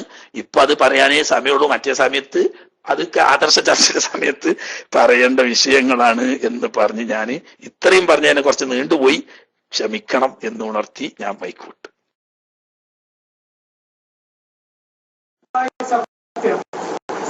അസ്സലാമു അലൈക്കും വറഹ്മത്തുള്ളാഹി. കാത്തുനിന്ന് ഞാൻ രണ്ടുപേർക്ക് സമ്മാനം തന്നാട്ടോ, മുമ്പുള്ള ചാടിയതല്ല. ഉസ്താദ് ഒരു ചോദ്യം ചോദിക്കാനുള്ളത്, നമ്മളെ ഈ വാഹനങ്ങളിൽ ഇവിടെ പണയം വെക്കുക എന്ന ഒരു ഇതുണ്ടല്ലോ, പണയം വാങ്ങും ഓരോരുത്തർ ഇങ്ങനെ വണ്ടി കൊണ്ട്. പണയം വെക്കുമ്പോ അവരോട് ഒരു ഷർത്ത് വെച്ചിട്ട് നമ്മൾ ആ വണ്ടി ഉപയോഗിക്കും എന്നുള്ള നിലക്ക് അവർക്ക് ക്യാഷ് കൊടുക്കാവോ എന്നുള്ളതാണ്. ഇപ്പൊ സാധാരണ പണയം വെക്കുന്ന സാധനങ്ങൾ ഉപയോഗിക്കാൻ പാടില്ല, അത് അവിടെ അമാനത്തായി വെക്കണമെന്നാണല്ലോ. പക്ഷെ നമ്മള് വണ്ടി തരുന്ന സമയത്ത് വണ്ടി ഞാൻ ഉപയോഗിക്കും, അതിന് ഒരു ഷർത്തുള്ള രൂപത്തിൽ വണ്ടി നമുക്ക് ഉപയോഗിക്കാൻ പറ്റുമോ? നമ്മള് അവർ പൈസ ആവശ്യപ്പെടുന്ന നേരം പൈസ തിരിച്ചു കൊടുക്കുന്ന നേരം തിരിച്ചു കിട്ടുമ്പോൾ നമുക്ക് കാറ് തിരിച്ചു കൊടുക്കുകയും ചെയ്യാം എന്നുള്ള രൂപത്തിൽ പണയമായിട്ട് കാറ് വാങ്ങി ഉപയോഗിക്കാവോ എന്നുള്ളൊരു സംശയമാണ്. മൈക്ക് വെച്ച്. അസ്സലാമു അലൈക്കും വറഹ്മത്തുള്ളാഹി. വലൈക്കും അസ്സലാം വറഹ്മത്തുള്ളാഹി. അത് ചോദിക്കേണ്ട ആവശ്യമില്ലല്ലോ, ഉറപ്പല്ലേ? പാടില്ല, ഷർത്ത് വെച്ചാണ്ട് പാടില്ല എന്നുള്ള ഉറപ്പന്നെ. ഷർത്ത് വെക്കാതെ വാഹന പണയം വെച്ചു, സംഖ്യ കടം വാങ്ങി, എന്നിട്ട് ഈ ഉടമക്കാരൻ സൗജന്യമായിട്ട് പറയാം നിങ്ങൾക്ക് വേണമെങ്കിൽ നിങ്ങൾക്ക് ആവശ്യമുള്ളപ്പോൾ ഉപയോഗിക്കുന്നത് എനിക്ക് സന്തോഷമാണ്, സമ്മതമാണ് എന്ന് അയാൾ സൗജന്യമായിട്ട് പറയുകയാണെങ്കിൽ അത് ഉപയോഗിക്കുന്നത് വേറെ വിഷയം. അതേ സമയത്ത് ഞാൻ ഈ കാശ് നിങ്ങൾ തരുന്നത് വരെ ഉപയോഗിക്കും എന്ന ഷർത്തോട് കൂടിയാവുമ്പോൾ അത് ശുദ്ധ പലിശയും ഹറാമുമായി മാറും. അത് പാടില്ല. മനസ്സിലായില്ലേ? ചിലപ്പോ പല വിളവന്മാരും വാടക എടുക്കാൻ നാട്ടിൽ ഒരു മാസമൊക്കെ ഉണ്ടാവുള്ളൂ നിൽക്കാൻ. ഈ ഒരു മാസം നാട്ടിൽ നിൽക്കാൻ പോകുമ്പോ അതിനായിട്ട് വണ്ടി എടുത്താൽ മുതലാവൂല. എന്നാ കുറച്ച് ബുദ്ധിയുള്ള ആളുകൾ എന്താക്കും, വാടകയ്ക്ക് എടുക്കും. ഒരു മാസത്തിന് വാടകയ്ക്ക് എടുത്താൽ മതി, അത് കുഴപ്പമൊന്നുമില്ല. എന്നാൽ ചില ആളുകൾ എന്താക്കും, ഒരു 10,000 റുപ്യ കടം കൊടുക്കുക, അല്ലെങ്കിൽ ഒരു 25,000 റുപ്യ കടം കൊടുക്കുക. ഒരു മാസം അല്ലെങ്കിൽ 2 മാസം ഞാൻ വണ്ടി ഉപയോഗിക്കും, അത് കഴിഞ്ഞിട്ട് ഞാൻ വണ്ടി തിരിച്ചു വരും, അപ്പൊ എന്റെ പൈസ തരണം എന്ന വ്യവസ്ഥയിൽ. അത് ശുദ്ധ പലിശ തന്നെ. കുല്ലു ഖർറിൻ ജറ മൻഫഅതൻ വഹുവ റിബ. ഒരു കടം കൊടുത്ത് ആ കടം മുഖേന ഈടാക്കുന്ന ഉപകാരങ്ങൾ അത് പലിശയാണ് എന്ന് നബി സല്ലല്ലാഹു അലൈഹി വസല്ലം തങ്ങൾ പറഞ്ഞിട്ടുണ്ട്. അപ്പോ ഇടപാടിൽ വ്യവസ്ഥ വെച്ചുകൊണ്ട് ഉപയോഗിക്കും എന്ന വ്യവസ്ഥയോട് കൂടി ചെയ്യുമ്പോൾ ഈ ഇടപാട് ഹറാമാവും എന്ന് മാത്രമല്ല, കൊടുത്ത കടത്തിന് വേണ്ടി ഉപയോഗം ഷർത്ത് വെച്ചുകൊണ്ട് ചെയ്യുന്ന ഇടപാട് പലിശയാവും. അത് കടുത്ത ഹറാമാ. എന്നാൽ അത് വെക്കാതെ ഒരാൾ എന്താക്കി, ഒരു സംഖ്യ ഒരാൾക്ക് കടം കൊടുത്തു, സംഖ്യ വലിയ സംഖ്യ ഉണ്ട്, അപ്പോ അതിനൊരു ഈട് എന്ന നിലക്ക് പണയം വാങ്ങി. പണയം വാങ്ങിയപ്പോ മറ്റോൻ പറഞ്ഞു, ഇത് വണ്ടിന്റെ ഉടമക്കാരൻ പറഞ്ഞ് നിങ്ങളെ ആവശ്യത്തിന് ഉപയോഗിക്കുന്നതിന് എനിക്ക് വിരോധമില്ല, നിങ്ങൾക്ക് സന്തോഷമാണ് എന്ന്. അത് അയാളുടെ അവകാശം നിങ്ങൾക്ക് പൊരുത്തപ്പെട്ട് ഏൽപ്പിച്ചെന്നത്, അത് അനുവദനീയമാണ്. അതേ സമയത്ത് ഇടപാടിൽ ഷർത്ത് വെച്ചുകൊണ്ട് ചെയ്യുന്നത് പലിശയാണ്.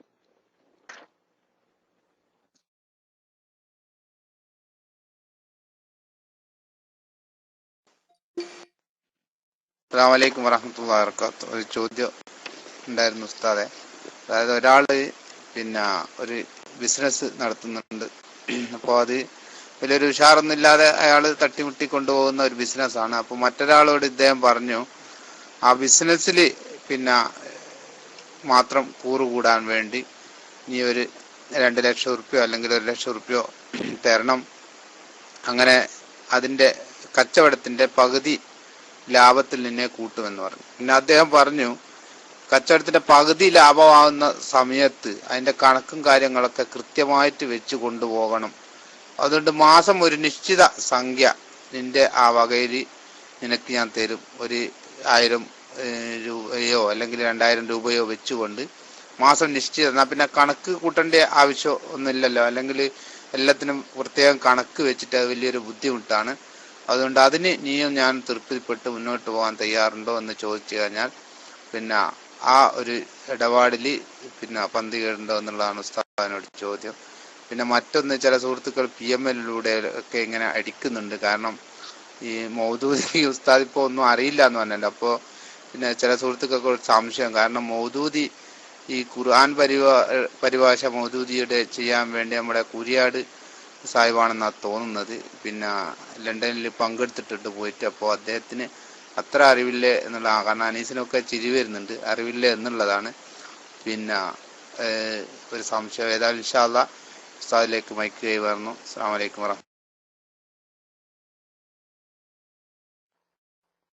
മാർക്കസിലെ ചാട്ടി കൊണ്ടായി വലിച്ചറി കൂരിയാറിനെ കുറ്റം പറയണ കായികളെ.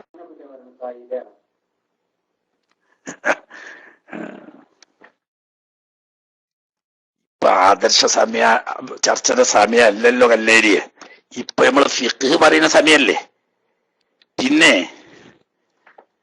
പണ്ട് ഞാൻ എന്നോട് ആ വിഷയം പറയിപ്പിക്കാതിരിക്കലായിരിക്കും ഭംഗി. കാരണം എന്താന്ന് വെച്ചാല് ഇങ്ങനെയുള്ള ചില ഞരമ്പ് രോഗികളും ഉണ്ടല്ലോ കേൾക്കാതിരിക്കുന്ന കൂട്ടത്തില്. അപ്പൊ ആ ഞരമ്പ് രോഗികൾക്ക് അത് ബുദ്ധിമുട്ടാവും. മനുഷ്യന്മാര് പലരും പല കോലത്തിലാണ്. ഒരു ഞരമ്പ് രോഗിയാണ് ഇപ്പൊ ആ ചീറ്റിയത്. ഞാൻ വ്യക്തിപരമായി ഒരാളെ പറ്റിയും പറയാൻ ആഗ്രഹിക്കുന്നില്ല. പക്ഷേ അയാൾ അങ്ങനെ പറഞ്ഞപ്പോ പിന്നെ നമ്മൾ ഒന്നും പറയാതെക്കാനും പറ്റൂലല്ലോ. ഈ മനുഷ്യൻ ഇയാള് പറഞ്ഞ ആ മനുഷ്യൻ പട്ടിക്കാട് ജാമിയ നൂരിയയിൽ മഹാനായ ശംസുൽ ഉലമ ഉൾപ്പെടെയുള്ള മഹാന്മാരുടെ അടുക്കെ ഓതുന്ന കാലത്ത് തന്നെ പഠിക്കുന്നത് പട്ടിക്കാട്ടായിരുന്നെങ്കിലും ജമാഅത്തെ ഇസ്ലാമിന്റെ പുസ്തകമായിരുന്നു അന്ന് തന്നെ അദ്ദേഹം വായിച്ചിരുന്നത്. അവിടെ നിന്ന് പാസ്സായതിനു ശേഷം ഇയാള് നദ്വി സാഹിബിന്റെ ലക്നൌവിലെ കോളേജിലേക്ക് പോയിട്ട് ഇയാള് ശുദ്ധ മൗദൂദിയായി വരും. അങ്ങനെ വരുമ്പോ 10ാം ക്ലാസ് വരെ പഠിച്ച ഒരാളാണ്, കുറച്ചൊക്കെ എഴുതും ചെയ്യും. അങ്ങനെയുള്ള ഒരാൾ മൗദൂദിയായി പോയുമ്പം നമുക്കതൊരു ബുദ്ധിമുട്ടാണ്. ഒരു ഫൈസി മൗദൂദിയായി പോയി എന്ന് പറയുമല്ലോ എന്ന നിലക്ക് ഇന്ന് അവരുടെ കൂട്ടത്തിൽ തന്നെയുള്ള മുസ്തഫ ഫൈസി ഉൾപ്പെടെയുള്ള ആളുകൾ ഒക്കെ അവിടെ പിടിച്ചിട്ട് ഇയാൾ സുന്നി വിദ്യാർത്ഥി സംഘടനയിൽ കൊണ്ടുവന്ന്, അങ്ങനെ കൂട്ടുകാരുടെ നിർബന്ധത്തിന് വേണ്ടി സുന്നി വിദ്യാർത്ഥി സംഘടനയുടെ പുറത്തു നിന്നതുകൊണ്ട് ഇയാൾ പച്ചയിൽ എന്ത് പറഞ്ഞിരുന്നില്ല, മൗദൂദി കൂട്ടത്ത് കൂടിയിരുന്നത്. ഇപ്പോ ഇഖ്വാനികളുടെ ലോക പണ്ഡിത സംഘടന എന്ന പേരിൽ അറിയപ്പെടുന്ന യൂസുഫുൽ ഖർദാവി നേതൃത്വം കൊടുക്കുന്ന മൗദൂദി സംഘടനയുടെ ഒരു മെമ്പറാണ് ഇയാൾ. അത് നിഷേധിക്കാൻ ഈ ഞരമ്പ് രോഗികൾക്ക് സാധിക്കൂ? യൂസുഫുൽ ഖർദാവി നേതൃത്വം കൊടുക്കുന്ന ലോക മൗദൂദി സംഘടനയുടെ ഒരു പണ്ഡിത മെമ്പറാണ് ഈ സാധനം, ഈ പറഞ്ഞ മനുഷ്യൻ. വ്യക്തിപരമായി പറയാൻ ഭംഗിയല്ല, പക്ഷെ എന്നാലും ചില കാര്യങ്ങൾ വസ്തുത തുറന്നു പറയണല്ലോ. അപ്പൊ ഇയാൾ പട്ടിക്കാട് പഠിക്കുന്ന കാലത്ത് തന്നെ ജമാഅത്തെ ഇസ്ലാമിന്റെ പുസ്തകം അയാൾ വായിക്കല്. പിന്നെ ഇയാള് ലക്നൌവിൽ പോയി നമ്മളുമായിട്ടുള്ള ബന്ധം പറ്റ വിട്ട് ആള് പറ്റ മൗദൂദിയായി പോകും എന്ന് പേടിച്ചപ്പോ കൂടെ പഠിച്ചിരുന്ന ശരീക്കന്മാരായ ഫൈസിമാരൊക്കെ പാടെ ഇയാളെ സുന്നി വിദ്യാർത്ഥി സംഘടനയിലേക്ക് പിടിച്ചുകൂട്ടിയത്. അപ്പൊ ആ സ്ഥാനമൊക്കെ കിട്ടിയപ്പോ പിന്നെ പറ്റയടക്കര പോയില്ല. പക്ഷെ ഉള്ളിൽ എന്നും അയാൾ ജമാഅത്തെ ഇസ്ലാമിന്റെ അനുഭാവിയാണ്. അതുകൊണ്ട് തന്നെ അയാൾ നേതൃത്വം കൊടുക്കുന്നത് കൊണ്ട് തന്നെ സമസ്തയുടെ കൂരിയാട് സമ്മേളനത്തിൽ ജമാഅത്തെ ഇസ്ലാമിന്റെ പ്രതിനിധികൾ വന്നത്. കാരണം ഉള്ളിലൊക്കെ ഒന്ന ഇയാള് ജമാഅത്തെ ഇസ്ലാമിന്റെ സഹയാത്രികനാണ്. അതുകൊണ്ടാണല്ലോ അവര് പുസ്തകം ലണ്ടനിൽ പോയിട്ട് പബ്ലിഷ് ചെയ്യാൻ വേറെ ആരും കിട്ടിയില്ലേ.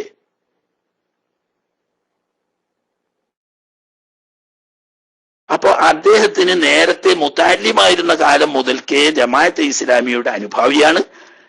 പുറത്ത് ഞാൻ മൗദൂദിയാണെന്ന് പറഞ്ഞാൽ ചിലതൊക്കെ നഷ്ടപ്പെടുമോ എന്ന് പേടിച്ചിട്ട് പുറത്തത് പറയുന്നില്ല എന്നുള്ളൂ.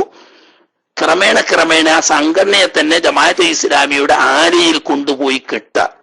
അത് ദീനിന്റെ പേര് പറഞ്ഞാൽ നടക്കൂല എന്നതുകൊണ്ടാണ് രാഷ്ട്രീയത്തിന്റെ പേരിൽ ഇന്ന് എസ്കെക്കാരെ ജമാഅത്തെ ഇസ്ലാമിന്റെ ആലയിൽ കൊണ്ടുപോയി കെട്ടാൻ ഇയാളുടെ നേതൃത്വത്തിൽ ശ്രമം നടന്നുകൊണ്ടിരിക്കുന്നത്. അതുകൊണ്ട് തന്നെ വിവരമില്ലാത്ത അല്ലെങ്കിൽ ലീഗുകാരൊരു പാഠം പഠിപ്പിക്കണം എന്ന് വിചാരിച്ച് വിവേകമില്ലാത്ത ചില ആളുകൾ ആത്മഹത്യാപരമായ ജമാഅത്തെ ഇസ്ലാമിക്ക് രാഷ്ട്രീയ അഡ്രസ് ഉണ്ടാക്കി കൊടുക്കാൻ വേണ്ടിയിട്ട് അതിൽപ്പെട്ട സാധാരണക്കാരായ എസ് കുട്ടികളൊന്നും ഇപ്പൊ മൗദൂദികളല്ല, അവരൊക്കെ സുന്നികൾ തന്നെ. പക്ഷെ ഏപ്പിനോടുള്ള വിരോധം ഉണ്ടെന്നേ ഉള്ളൂ. പക്ഷെ ഇതറിയാതെ ഏപ്പിനോടുള്ള വിരോധം എന്നത് ആദർശപരമല്ല, വ്യക്തിപരമാണ്. അതേസമയത്ത് ജമാഅത്തെ ഇസ്ലാമിയോടുള്ള വിരോധം ആദർശപരമാണ്. ഇത് മനസ്സിലാക്കാതെ ഏപ്പിനോട് ലീഗ് അനുനയത്തിൽ നീങ്ങുന്നു എന്നതുകൊണ്ട് ലീഗിനെ പാഠം പഠിപ്പിക്കാൻ വേണ്ടിയിട്ട് മൗദൂദികൾക്ക് രാഷ്ട്രീയ അഡ്രസ് ഉണ്ടാക്കി കൊടുത്താൽ ഇസ്ലാമിനെ രാഷ്ട്രീയമായി കുട്ടിച്ചോറാക്കും. ഇന്നിതാ മുസ്ലിം ലോകം, സൗദി അറേബ്യ ഉൾപ്പെടെ UAE ഉൾപ്പെടെയുള്ള രാജ്യങ്ങളൊക്കെ ഇഖ്വാനുൽ മുസ്ലിമീനും അതിന്റെ ആശയത്തിലുള്ള സംഘടനകളും ഭീകര സംഘടനയായി പ്രഖ്യാപിച്ചു കഴിഞ്ഞു. അക്കൂട്ടത്തിൽ ഈ മൗദൂദി സംഘടനകളൊക്കെ പെട്ടു. അത് ദൂരവ്യാപകമായ ഭവിഷ്യത്തിന് ഇടവരും. എസ്കെക്കാര് തന്നെ അവർ സുന്നികളാണ് എന്ന് എനിക്കറിയാം. ഇങ്ങനെയുള്ള ചില ഒറ്റപ്പെട്ട ആളുകൾ ഒഴിച്ചാൽ ബാക്കിയുള്ള എസ്കെക്കാരൊക്കെ സുന്നികളാണ്. പക്ഷെ ഏപ്പിനോടുള്ള ഒരു വിരോധം അവരുടെ തലയിൽ കയറിയത് കൊണ്ട് കൂടുതലായിട്ട് ചിന്തിക്കാനുള്ള വിവേകം നഷ്ടപ്പെട്ടിരിക്കുന്നു എന്നതാണ്. അതുകൊണ്ട് ഏപ്പിയോടുള്ള വ്യക്തിവിരോധത്തിന്റെ പേരിൽ ആദർശപരമായി ഇസ്ലാമിന്റെ അടിത്തറ തോണ്ടുന്ന ഭീകര സംഘടനയാവും മൗദൂദിയുമായി ഒട്ടി നിന്നാൽ ഉള്ള ചോറും ചക്കയിലൊട്ടി എന്ന് പറഞ്ഞതുപോലെ പേരിലുള്ള സുന്നി ഇല്ലാതായി പോകും. അത് സൂക്ഷിക്കുന്നത് എല്ലാവർക്കും നല്ലതാണ് എന്നേ പറയേണ്ടതുള്ളൂ. കൂടുതൽ ഇപ്പോൾ പറയുന്നില്ല. തന്നെയല്ല, സ്വഭാവം പൊതുവിൽ ഇത്തരം കാര്യങ്ങളിൽ ഇടപെടാൻ ഞാൻ കുറവാണ്. എനിക്ക് അറിയാത്തത് കൊണ്ടല്ല, ആദർശപരമായ കാര്യങ്ങൾ നന്നായി പറയാൻ എനിക്കറിയാം. ജമാഅത്തെ ഇസ്ലാമിനെ സംബന്ധിച്ച് അവരുടെ പഴയ കാലത്തുള്ള ഏകദേശം എല്ലാ പുസ്തകങ്ങളും വായിച്ച മനുഷ്യനാണ് ഞാൻ. അതുപോലെ തന്നെ മുജാഹിദിന്റെ ഏതാണ്ട് ഒരു വിധം പുസ്തകങ്ങളൊക്കെ പഴയ കാലത്തുള്ളതൊക്കെ വായിച്ച ഞാൻ. പിന്നെ അതിനെപ്പറ്റി നല്ല അറിവുള്ള പണ്ഡിതന്മാർ സംസാരിക്കാനുള്ളത് കൊണ്ട് അവർ പറയട്ടെ എന്നിട്ട് ഞാൻ മാറിക്കലാണ്. നമ്മൾ ഫിഖ് എന്തെങ്കിലും പറഞ്ഞാൽ അത് എല്ലാവരും പറയലില്ലല്ലോ ആ നിരക്ക്. പിന്നെ ഇടക്ക് കയറി വന്ന് തട്ടിയത് കൊണ്ട് പറഞ്ഞത് മാത്രമാണ്. അല്ലെങ്കിൽ ഞാനിപ്പോ ആ വിഷയം പറയാൻ ഉദ്ദേശിച്ചതല്ല.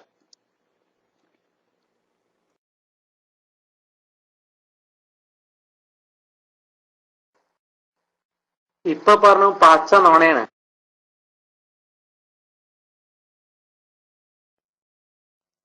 ഹലോ, അസ്സലാമലൈക്കും വറഹമത്തുള്ള.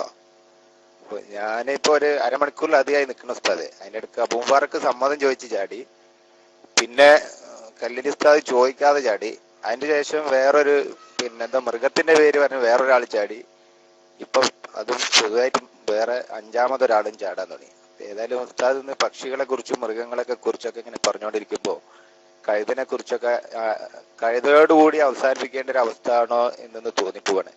ഏതായാലും ഞാൻ ചോദിക്കാനുള്ള ചോദ്യം ഏകദേശം സമാനമായ ചോദ്യമാണ് അബൂ മുബാറക്കും അതുപോലെ കല്ലീൽ ഉസ്താദ് ചോദിച്ചത്. ഏതായാലും ഒക്കെ കൂടെ കേട്ടപ്പോൾ ചോദിക്കാനുള്ള മൂടൊക്കെ പോയി. ഏതായാലും എടുത്ത സ്ഥിതിക്ക് ചോദിക്കാണ്. ഉസ്താദെ, ഇന്ന് നാട്ടില് സർവ്വസാധാരണമാണ് ഈ നാലാള് കൂടി നിൽക്കുന്നിടത്ത് ചെന്ന് നോക്കിയാല് അവിടെ പിന്നെ ബ്രോക്കർമാരാണ്. എവിടെ നോക്കിയാലും, ബസ് സ്റ്റോപ്പിലാണെങ്കിലും ചായപ്പീടിയിലാണെങ്കിലും ബസ്സിലാണെങ്കിലും എന്തിനേറെ പള്ളിന്റെ അകത്ത് വരെ ഇന്ന് ബ്രോക്കർമാർ കൂടിയിട്ട് സ്ഥലത്തിനെ പറ്റിയുള്ള കച്ചവടം നടക്കുന്ന ജോറായ പരിപാടി നടക്കുകയാണ്. അത് പിന്നെ അതിനു വേണ്ടി പിന്നെ കമ്മീഷൻ വാങ്ങുക, ഒരു സ്ഥലം വാങ്ങിയിട്ട് അത് മറ്റൊരാൾക്ക് വിൽക്കുന്നതിന് മുന്നേ മറിച്ച് വിൽക്കുക, ഇതൊക്കെ ഇന്ന് സർവ്വസാധാരണമാണ്. അതുപോലെ തന്നെ 1 ലക്ഷത്തിന്റെ പിന്നെ വിൽക്കുന്ന ആള് പിന്നെ 1 ലക്ഷത്തിന് 2500 രൂപ തോതില് പിന്നെ കമ്മീഷൻ കൊടുക്കുക. അതുപോലെ വാങ്ങുന്ന ആൾ, വിൽക്കുന്ന ആള് ഒരു 2500ഉം വാങ്ങുന്ന ആളുടെ അടുത്തുനിന്ന് വേറെ സംഖ്യ. ഇതൊക്കെ ഇസ്ലാമികപരമായിട്ട് അനുവദനീയമാണോ എന്ന് തുടങ്ങിയുള്ള ചെറിയ ഒരു വിശദീകരണം ഉസ്താദ് എന്ന് പ്രതീക്ഷിക്കുന്നു. അസ്സലാമു അലൈക്കും വറഹ്മത്തുള്ളാഹി വബറകാതുഹു.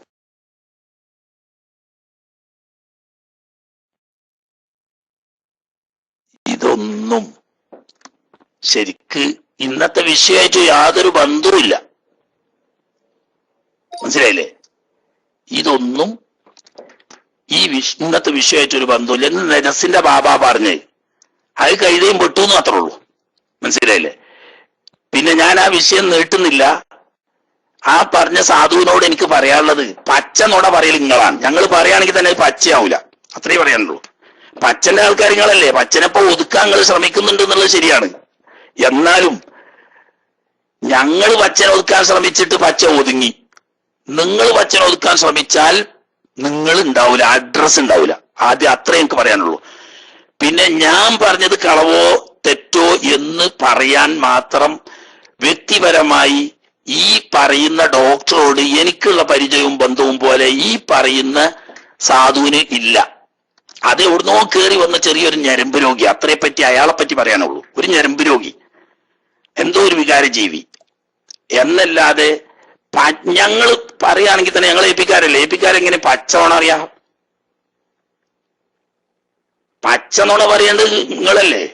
ഏത് എസ് കെക്കാരല്ലേ പച്ചനുണ പറയേണ്ടത് നിങ്ങളല്ലേ? പച്ചന്റെ ആൾക്കാര്. ആ മനുഷ്യനെ പട്ടിക്കാട് പഠിക്കുന്ന കാലം മുതൽ പരിചയമുണ്ട് എനിക്ക്. നിങ്ങൾക്കറിയോ? നിങ്ങൾക്ക് എന്ന് മുതൽ അറിയണോ?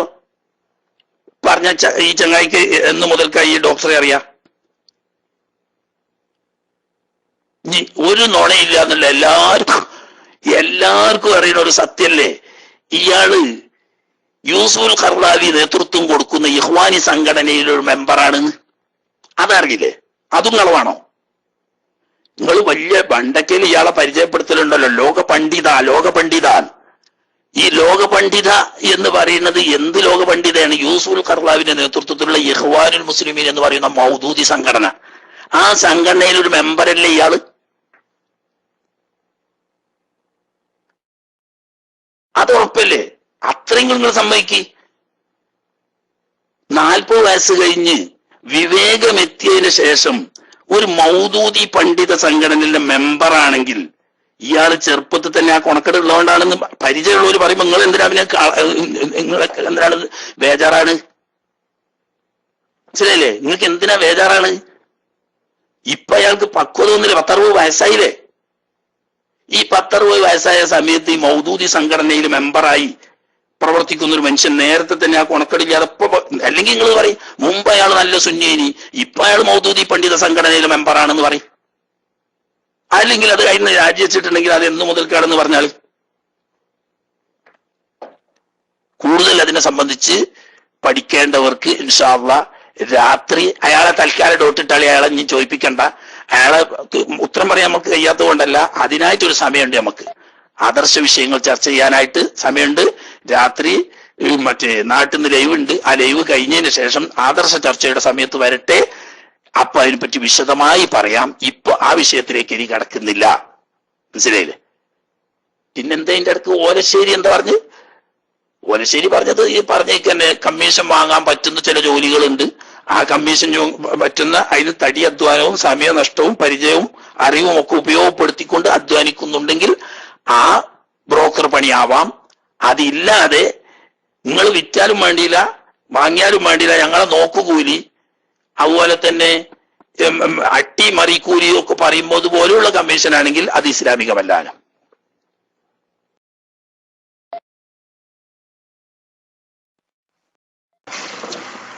ഉസ്താദ് നേരത്തെ ചോദിച്ച കാറ് വായ്പ വെക്കുന്ന വിഷയത്തിൽ ഇരു കൂട്ടർക്കും അറിയാം. ഇപ്പൊ ഞാനിപ്പോ എൻ്റെ ഒരു ബൈക്ക് ഒരാൾക്ക് വാടക കൊടുക്കുകയാണെങ്കിൽ പിന്നെ അയാളെടുക്കുന്ന കാശ് വാങ്ങിയിട്ട് കൊടുത്താൽ അയാളത് ഉപയോഗിക്കുന്നുള്ളത് എല്ലാവർക്കും അറിയുന്ന ഒരു വിഷയമാണ്. അപ്പൊ നമ്മൾ പ്രത്യേക ഷർത്ത് അങ്ങോട്ടും ഇങ്ങോട്ടും ഒന്നും പറയാറില്ല. എനിക്കൊരു 10,000 റുപ്യ വേണമെന്ന് പറഞ്ഞിട്ട് വേറെ പൈസ നമ്മൾ വാങ്ങണേ, നമ്മൾ വണ്ടിയൊക്കെ കൊടുക്കുന്ന പോലെ അത് ഉപയോഗിക്കാന്നുള്ളത് സാധാരണ.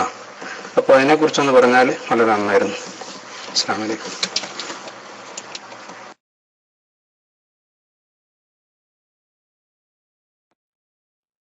പറഞ്ഞ വിഷയം തന്നെ നിങ്ങൾ ആവർത്തിക്കില്ല. ഇന്നൊരു ബിസിനസിന്റെ ദിവസം ഈ അബൂബക്കറൊക്കെ വന്ന് കണ്ട് ഉണ്ടാക്കിയാണ് ആകെ ബിസിനസ് കണ്ട് ഇറക്കി. ഇന്ന് നെജസ് ശുദ്ധിയാക്കുന്ന ഈ നെജസിനെ സംബന്ധിച്ചുള്ള വിഷയമാണ് നമ്മൾ കിതാബിൽ ഓതിയത്.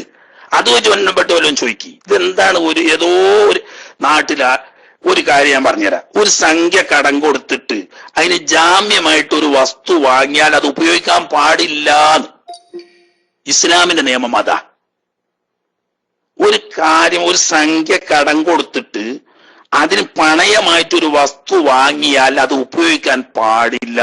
അത് ഇസ്ലാമിന്റെ വ്യവസ്ഥയാണ്. എന്നാൽ ഈ കാശ് കൊടുക്കുന്ന ആളെ ഉപയോഗിക്കാൻ വേണ്ടിയിട്ടാണ് ഞാൻ വാങ്ങുന്നത് എന്ന വ്യവസ്ഥ വെച്ചുകൊണ്ടാണെങ്കിൽ അത് പലിശയാണ്. വ്യവസ്ഥ വെച്ചിട്ടാണ് പലിശയാണ്. വ്യവസ്ഥ വെക്കാതെ ആണെങ്കിൽ ഇസ്ലാമിക നിയമപ്രകാരം പാടില്ല.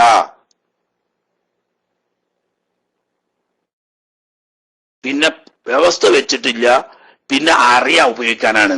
നിങ്ങൾ അറിഞ്ഞാലും അറിഞ്ഞിട്ടില്ലെങ്കിലും പാടില്ല എന്ന് പറഞ്ഞില്ലേ? ഇസ്രായേലിന്റെ നിയമപ്രകാരം പണയ വസ്തു ഉപയോഗിക്കാൻ പാടില്ല.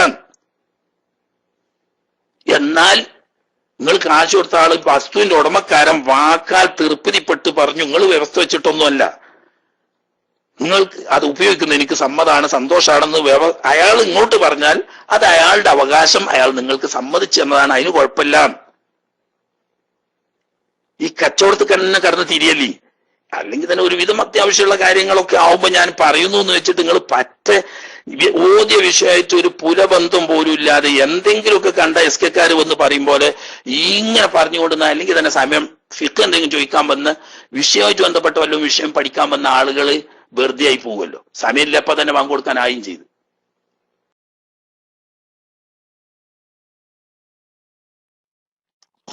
അസ്സലാമു അലൈക്കും.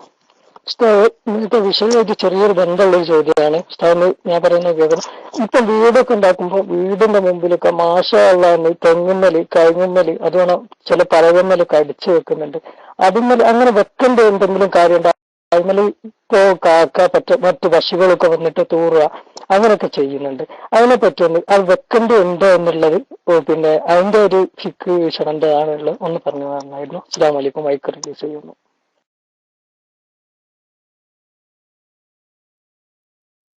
വെക്കേണ്ടതുണ്ടോന്ന് വെച്ചാൽ മനസ്സിലായില്ല. ഫർളാണോന്നോ സുന്നത്താണോന്നോ എന്താ പറയുന്നത്?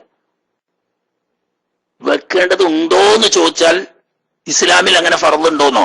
ഇല്ല, ഫർളില്ല. ഇസ്ലാമിൽ അങ്ങനെ സുന്നത്തുണ്ടോന്നാണോ? സുന്നത്തുമില്ല. പിന്നത്തെ മൂന്നാമത്തത് ജായിസ് ആണോന്ന. അതായത് ഒരു വസ്തു, അത് കാർഷിക വിളയാവട്ടെ, വീടുകളാവട്ടെ, വാഹനമാവട്ടെ, നമ്മളെ സ്വന്തം മക്കളാവട്ടെ, ഈ വസ്തുവിനെ കണ്ട് നമുക്ക് കൗതുകം തോന്നിയാൽ കണ്ട ആള് മാഷാ അല്ലാ ലാ ഖുവത ഇല്ലാ ബില്ലാ എന്ന് പറയണം എന്ന് ഖുർആനിൽ തന്നെ നിർദ്ദേശമുണ്ട്. അത് ഓർമ്മിപ്പിക്കാൻ വേണ്ടി ഇത് കണ്ടാൽ തരക്കടില്ലല്ലോ, ഉഷാറായിണല്ലോ, പമ്പം കൃഷിയാണല്ലോ എന്നൊക്കെ പറയുന്നതിനേക്കാൾ മാഷാ അല്ലാ ലാ ഖുവത ഇല്ലാ ബില്ലാ എന്ന് പറയണം എന്ന് ഖുർആൻ പറഞ്ഞത് ഇത് കണ്ടിട്ട് അത് നോക്കി വായിക്കട്ടെ എന്ന ഉദ്ദേശത്തോടു കൂടിയാണെങ്കിൽ ഓക്കെയാണ്.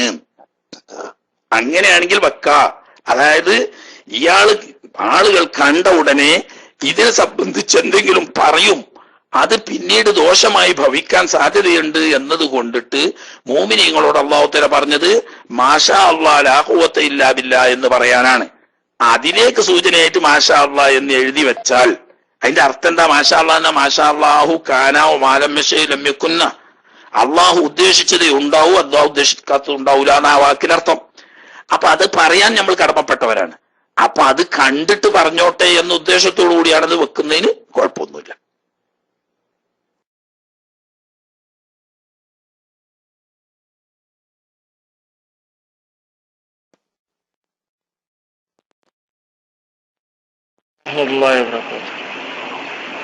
ഈ കാക്കന്റെ മുട്ട അങ്ങനെ കുറെ മുട്ട ഭക്ഷിക്കുന്നതിനെ പറ്റി പറഞ്ഞു. ഈ ഭക്ഷിക്കാൻ പറ്റാത്ത മുട്ടകൾ ഏതെങ്കിലും ഉണ്ടോ എന്നുള്ളത് വെച്ചാണ്. അതുപോലെ തന്നെ ഭക്ഷിക്കാൻ പറ്റാത്ത പക്ഷികൾ, അതാ ഭക്ഷിക്കൽ ഹറാമായ പക്ഷികൾ ഏതെങ്കിലും ഉണ്ടോ എന്നുള്ളത് പറഞ്ഞാൽ വളരെ ഉപകാരമാണ്. അസ്സലാമു അലൈക്കും.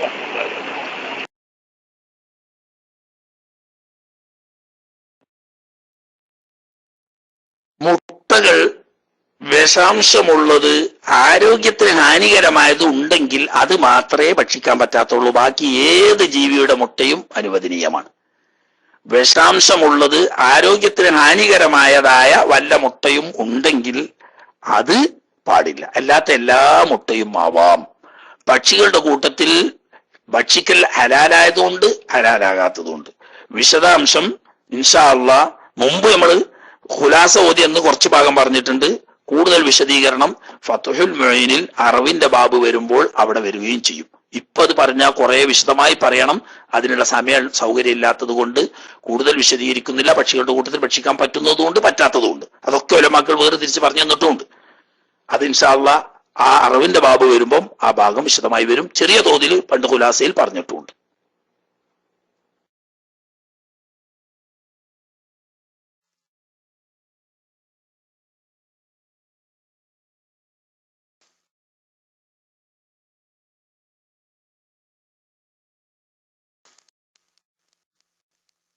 അസ്സലാമലൈക്കും വറഹ്മത്തുള്ളാഹി വബറകാതുഹു. എനിക്കൊരു ചെറിയ സംശയം. ഞാൻ എടക്കര മലപ്പുറം ജില്ലയിലെ എടക്കരയിൽ നിന്നാണ് ചോദിക്കുന്നത്, വീട്ടിൽ നിന്ന്, നാട്ടിൽ നിന്നാണ്. ഞാൻ നിസ്കരിക്കാൻ നിൽക്കുന്ന സമയത്ത് ജമാഅത്തിന് പോയി പങ്കെടുക്കുന്ന സമയത്ത് നിസ്കാരം 2 റക്അത്ത് കഴിഞ്ഞിരിക്കണം. ഇമാമും 3ാമത്തെ റക്അത്താണ്, എനിക്ക് ആദ്യത്തെ റക്അത്താണ്. അപ്പൊ ഞാൻ ഫാത്തിഹ ഓതിയതിന് ശേഷം എനിക്ക് സൂറത്ത് ഓതിക്കൂടെ? അല്ല, വെറും ഉസ്താദിന് അല്ല ഇമാമിന് 3ാമത്തെ റക്അത്താണെങ്കിൽ ഒരു ഫാത്തിഹ മാത്രമല്ലേ ഓതുള്ളൂ. അപ്പൊ എനിക്ക് അവിടെ സൂറത്തും കൂടി ഓതിക്കൂടെ? അതൊന്ന് വിശദീകരിച്ച് തന്നാൽ നന്നായിരുന്നു. ദുആവസിയത്തോടു കൂടി നിർത്തുന്നു. അസ്സലാമു അലൈക്കും വറഹ്മത്തുള്ളാഹി വബറകാതുഹു.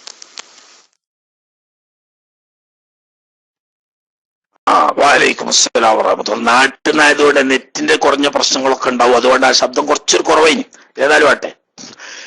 3ാമത്തെ റക്അത്തിൽ 4 റക്അത്തുള്ള നിസ്കാരത്തിൽ 3ാമത്തെ റക്അത്തിൽ ജമാഅത്തിൽ തുടർന്നാൽ ഇമാമ് 3ാമത്തെ റക്അത്തിൽ ഫാത്തിഹ മാത്രമേ ഓതുവെങ്കിലും മൗമൂമിന് അവന്റെ 1ാമത്തെ റക്അത്ത് തന്നെയാണത്. അതുകൊണ്ട് ഫാത്തിഹ ഓതി കഴിഞ്ഞതിന് ശേഷം സൂറത്ത് ഓതാൻ സമയം കിട്ടിയാൽ ഓതൽ സുന്നത്തുണ്ട്. സമയം കിട്ടിയില്ല എന്നാൽ പിന്നെ ഇമാമ് സലാം വീട്ടിയതിന് ശേഷം പിന്നീട് നിസ്കരിക്കുമ്പോൾ അവിടെ സൂറത്തോതൽ സുന്നത്തുണ്ട്. സമയം കിട്ടിയാൽ ഇവിടെ തന്നെ ഓതാ. അതായത് ഇപ്പം ഇമാമ് കുറച്ച് സാവകാശം ഫാത്തിഹ ഓതുന്ന ആളാണ്, ഇയാള് കുറച്ച് അത്യാവശ്യം സ്പീഡിൽ ഓതുന്ന ആളുമാണ്. അപ്പൊ ഇയാള് ഫാത്തിഹ ഓതി കഴിഞ്ഞപ്പോ ഇമാം റുക്കോയിൽ പോയിട്ടില്ല. അപ്പൊ അവിടെ സമയം കിട്ടും എങ്കിൽ അവിടെ സൂറത്തോതാ, സുന്നത്ത് തന്നെ. ഇല്ല, സമയം കിട്ടിയിട്ടില്ലെങ്കിലോ മിതമായ നിരക്കാണ് മൗമൂമിന്റെ ഓത്തും, മിതമായ നിരക്കനാണ് ഇമാമിന്റെ ഓത്തും. അങ്ങനെ ഇമാം ഓതി കഴിയുമ്പോൾ ഇയാളും ഓതി കഴിഞ്ഞ് ഫാത്തിഹ ഓതി കഴിഞ്ഞിട്ടുള്ളപ്പോൾ ഇമാം റുക്കോയിൽ പോയി. എന്നാൽ പിന്നെ ഇമാം സലാം വീട്ടിയതിനു ശേഷം 3ാമത്തെയും 4ാമത്തെയും റക്അത്തിൽ പൂർത്തിയാക്കുന്ന സമയത്ത് സൂറത്തോതൽ സുന്നത്തുണ്ട്.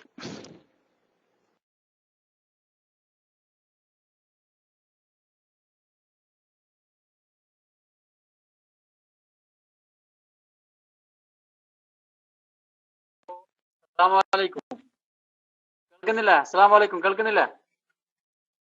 ഹലോ, കേൾക്കുന്നുണ്ടോ? അസ്സലാമു അലൈക്കും. പിന്നെ ഞാൻ ചാടിയതല്ല കേട്ടോ, ചാടിയതല്ല, അത് അയാളെ മൈക്ക് എടുക്കാത്തോണ്ടെന്നും. ഉസ്താദെ, എനിക്കൊരു സംശയം. പിന്നെ ഹജ്ജിന് പോകുന്ന സമയത്ത്, ഒരാളെ ഹജ്ജിന് പോകുന്ന സമയത്ത് പിന്നെ അസ്കരി, ഇവിടുത്തെ പോലീസുകാരെ ഭയപ്പെട്ടിട്ട് ബസ്സിൽ ഒരു സെക്കൻഡ് നേരം, അതല്ലെങ്കിൽ ഒരു അര മിനിറ്റ് നേരം ഇഹ്റാം അല്ലാത്ത ഡ്രസ്, ഇഹ്റാം ആയ സമയത്ത്, ഇഹ്റാമിലുള്ള സമയത്ത് തുന്നപ്പെട്ട വസ്ത്രം ധരിച്ചുപോയി. അത് പ്രശ്നമുണ്ടോ? അതായത് പോലീസുകാർ ചെക്ക് ചെയ്ത് പിടിക്കുന്നു, ഒരു ചെറിയ ബേജാറായ സമയത്ത് ഒരു അര മിനിറ്റ് നേരം അയാള് പിന്നെ തുന്നപ്പെട്ട വസ്ത്രം ധരിച്ചുപോയി. അങ്ങനെ ചെയ്താൽ പ്രശ്നമുണ്ടോ? അതുപോലെ പിന്നെ വേറൊരു ചോദ്യം കൂടിയുണ്ട്. അറുക്കൽ നിർബന്ധമായ നിലക്ക് ഹജ്ജ് ചെയ്ത ആള് 10 ദിവസം നോമ്പ് നോറ്റാൽ മതി എന്നറിഞ്ഞു പൈസ അത് അറക്കാൻ കഴിയില്ല എങ്കിൽ, അങ്ങനെയാണെങ്കിൽ ഈ അറുക്കാൻ കഴിയാത്ത ആൾ നോമ്പ് നോക്കുമ്പോൾ അയാൾ ഇഹ്റാമിലാവണം എന്ന് ഷർത്തുണ്ട്. അങ്ങനെ ആവുമ്പോൾ ഇഹ്റാമിലാവണം എന്ന്, അതായത് നോമ്പിനും ഇഹ്റാമിലാവണം എന്ന് ഷർത്തുണ്ട്. അതായത് തുന്നിയ ഡ്രസ്സൊന്നും ധരിക്കാൻ പാടില്ലേ? അസ്സലാമു അലൈക്കും. ഹജ്ജുമായി ബന്ധപ്പെട്ട വിഷയം ഒക്കെ നമ്മൾ വിശദമായി പണ്ട് ഹജ്ജ് ക്ലാസ് പറഞ്ഞ, എന്നാലും ചുരുക്കി പറഞ്ഞുതരാം. ഇഹ്റാമിലുള്ള വ്യക്തി ബുദ്ധിമുട്ടാകും എന്ന് കണ്ട ഒരു സാഹചര്യത്തിൽ തൽക്കാലത്തേക്ക് കുപ്പായിട്ടു, പിന്നെ അത് ഒഴിവാക്കുകയും ചെയ്തു. മനഃപൂർവ്വം ചെയ്തതായതുകൊണ്ട് ഫിദിയ വുജൂബാണ്. ഫിദിയ എന്ന് പറഞ്ഞാൽ 3-1 ചെയ്യാം. ഒരു പക്ഷേ 3 സ്വാഴ് അരിയോ ഗോതമ്പോ വാങ്ങിയിട്ട് 1/2 സ്വാഴ് വീതാക്കിയിട്ട് 6 മിസ്കിമാർക്ക് സദഖ ചെയ്യുക. ഒരു സ്വാഴ് എന്ന് പറഞ്ഞാൽ സാധാരണ നമ്മൾ ഫിത്ർ സക്കാത്തിന് കൊടുക്കുന്ന ഏകദേശം കഷ്ടിച്ച് 3 കിലോ ഉണ്ടാവും. അപ്പോൾ ഒരു 9 കിലോ അരിയോ ഗോതമ്പോ വാങ്ങിയിട്ട് 1/2 കിലോ വീതം ആക്കി, അല്ല 1.5 കിലോ വീതം ആക്കിയിട്ട് 6 ആൾക്ക് കൊടുക്കുക ഫിദിയ എന്ന നെയ്യത്തോടു കൂടി. അതല്ലെങ്കിൽ 3 ദിവസം നോമ്പ് വിൽക്കുക, അതല്ലെങ്കിൽ ഒരു ആടർക്കുക. 3-1 ചെയ്താൽ മതി. കാരണം ചെയ്തത് അത്യാവശ്യ ഘട്ടത്തിലാണെങ്കിൽ പോലും മനഃപൂർവ്വം ചെയ്തതായതുകൊണ്ട് അതിന് ഫിദിയ വേണം. പിന്നെ ഫിദിയക്ക് നോമ്പ് നോൽക്കുമ്പോൾ ഇഹ്റാമിൽ വേണം എന്ന് ഷർത്തൊന്നുമില്ല. പക്ഷെ ഹജ്ജിൻ്റെതാണെങ്കിൽ അറക്കാൻ സാമ്പത്തികമായി കഴിവില്ലാത്ത ആള് 10 നോമ്പ് നോൽക്കുന്ന സാഹചര്യത്തിൽ 3 നോമ്പ് ഇഹ്റാമിലാവലാണ് നല്ലത്. ഇഹ്റാമിലാകുക എന്ന് പറഞ്ഞാൽ മിനയിൽ കല്ലെറിയുന്നതിന്റെ മുമ്പുള്ള ദിവസങ്ങളിൽ ചെയ്യുക. അതിന് പറ്റിയിട്ടില്ലെങ്കിൽ പിന്നെ ഇഹ്റാമിലല്ലാതെ ചെയ്താലും കുഴപ്പമൊന്നുമില്ല. വേഷം ഏതായാലും ആവശ്യമില്ല. ഇഹ്റാം കഴിഞ്ഞു കഴിഞ്ഞാൽ പിന്നെ സാധാരണ വേഷത്തിൽ തന്നെ നോറ്റാൽ മതി. ആദ്യം ഇഹ്റാം ഈ ഹജ്ജിൽ 3ഉം ബാക്കി നാട്ടിലെത്തിയതിന് ശേഷം 7ഉം കൂടി 10ആണ്. അറക്കൽ വുജൂബുള്ള ആൾക്ക് സാമ്പത്തികമായി കഴിവില്ലെങ്കിൽ ഫിദിയായിട്ട് നോൽക്കേണ്ട നോൽമ്പുകൾ. അവിടെ ഹജ്ജിന്റെ സമയത്ത് ആവൽ നല്ലതാണ് 3 എണ്ണം. അല്ലെങ്കിൽ ആദ്യം 3ഉം പിന്നെ ബാക്കി 7 നിസ്കരിക്കുക. ഇഹ്റാമിൻ അല്ല നോൽക്കുക, ഇഹ്റാമിന്റെ വേഷത്തിലാവണം എന്ന് ഷർത്തില്ല. സമയം ഇന്ന് ആവശ്യമില്ലാത്ത ചില ചർച്ചകളിലേക്ക് യാദർച്ഛികമായി കയറി വന്നതുകൊണ്ട് നമ്മുടെ സമയം ഒരുപാട് നഷ്ടപ്പെട്ടു. ഇപ്പൊ ബാങ്ക് പള്ളിക്കൊന്ന് കൊടുത്തുകൊണ്ടിരിക്കുകയാണ്. അതുകൊണ്ട് ഇൻഷാ അല്ലാഹ് നിർത്തുകയാണ്. അല്ലാഹു സുബ്ഹാനഹു വ തആല ഖൈറായതിന് തൗഫീഖ് ചെയ്യുമാറാകട്ടെ. ഷെറുകളിൽ നിന്ന് അല്ലാഹു തആല കാക്കുമാറാകട്ടെ. ഇനി ദുആർക്കാനൊന്നും സമയമില്ല. ശരി, ഞാനും കാണുന്നുണ്ടത് ആ PM അടിച്ചത് നാട്ടിൽ ഏത് താങ്കളാ പറഞ്ഞ് ദീർഘകാലം മദീനയിൽ ഉണ്ടായിരുന്ന, ഇപ്പോൾ നാട്ടിൽ ലീവിലുള്ള SAP തങ്ങൾ നെഞ്ഞുവേദന ഉണ്ടായി ഹോസ്പിറ്റലിലാണ്. ചെയ്യണം. അല്ലാഹു സുബ്ഹാനഹു വ തആല ആ മഹാനവർകളുടെ രോഗം പൂർണ്ണമായി ശിഫയാക്കി കൊടുക്കുമാറാ.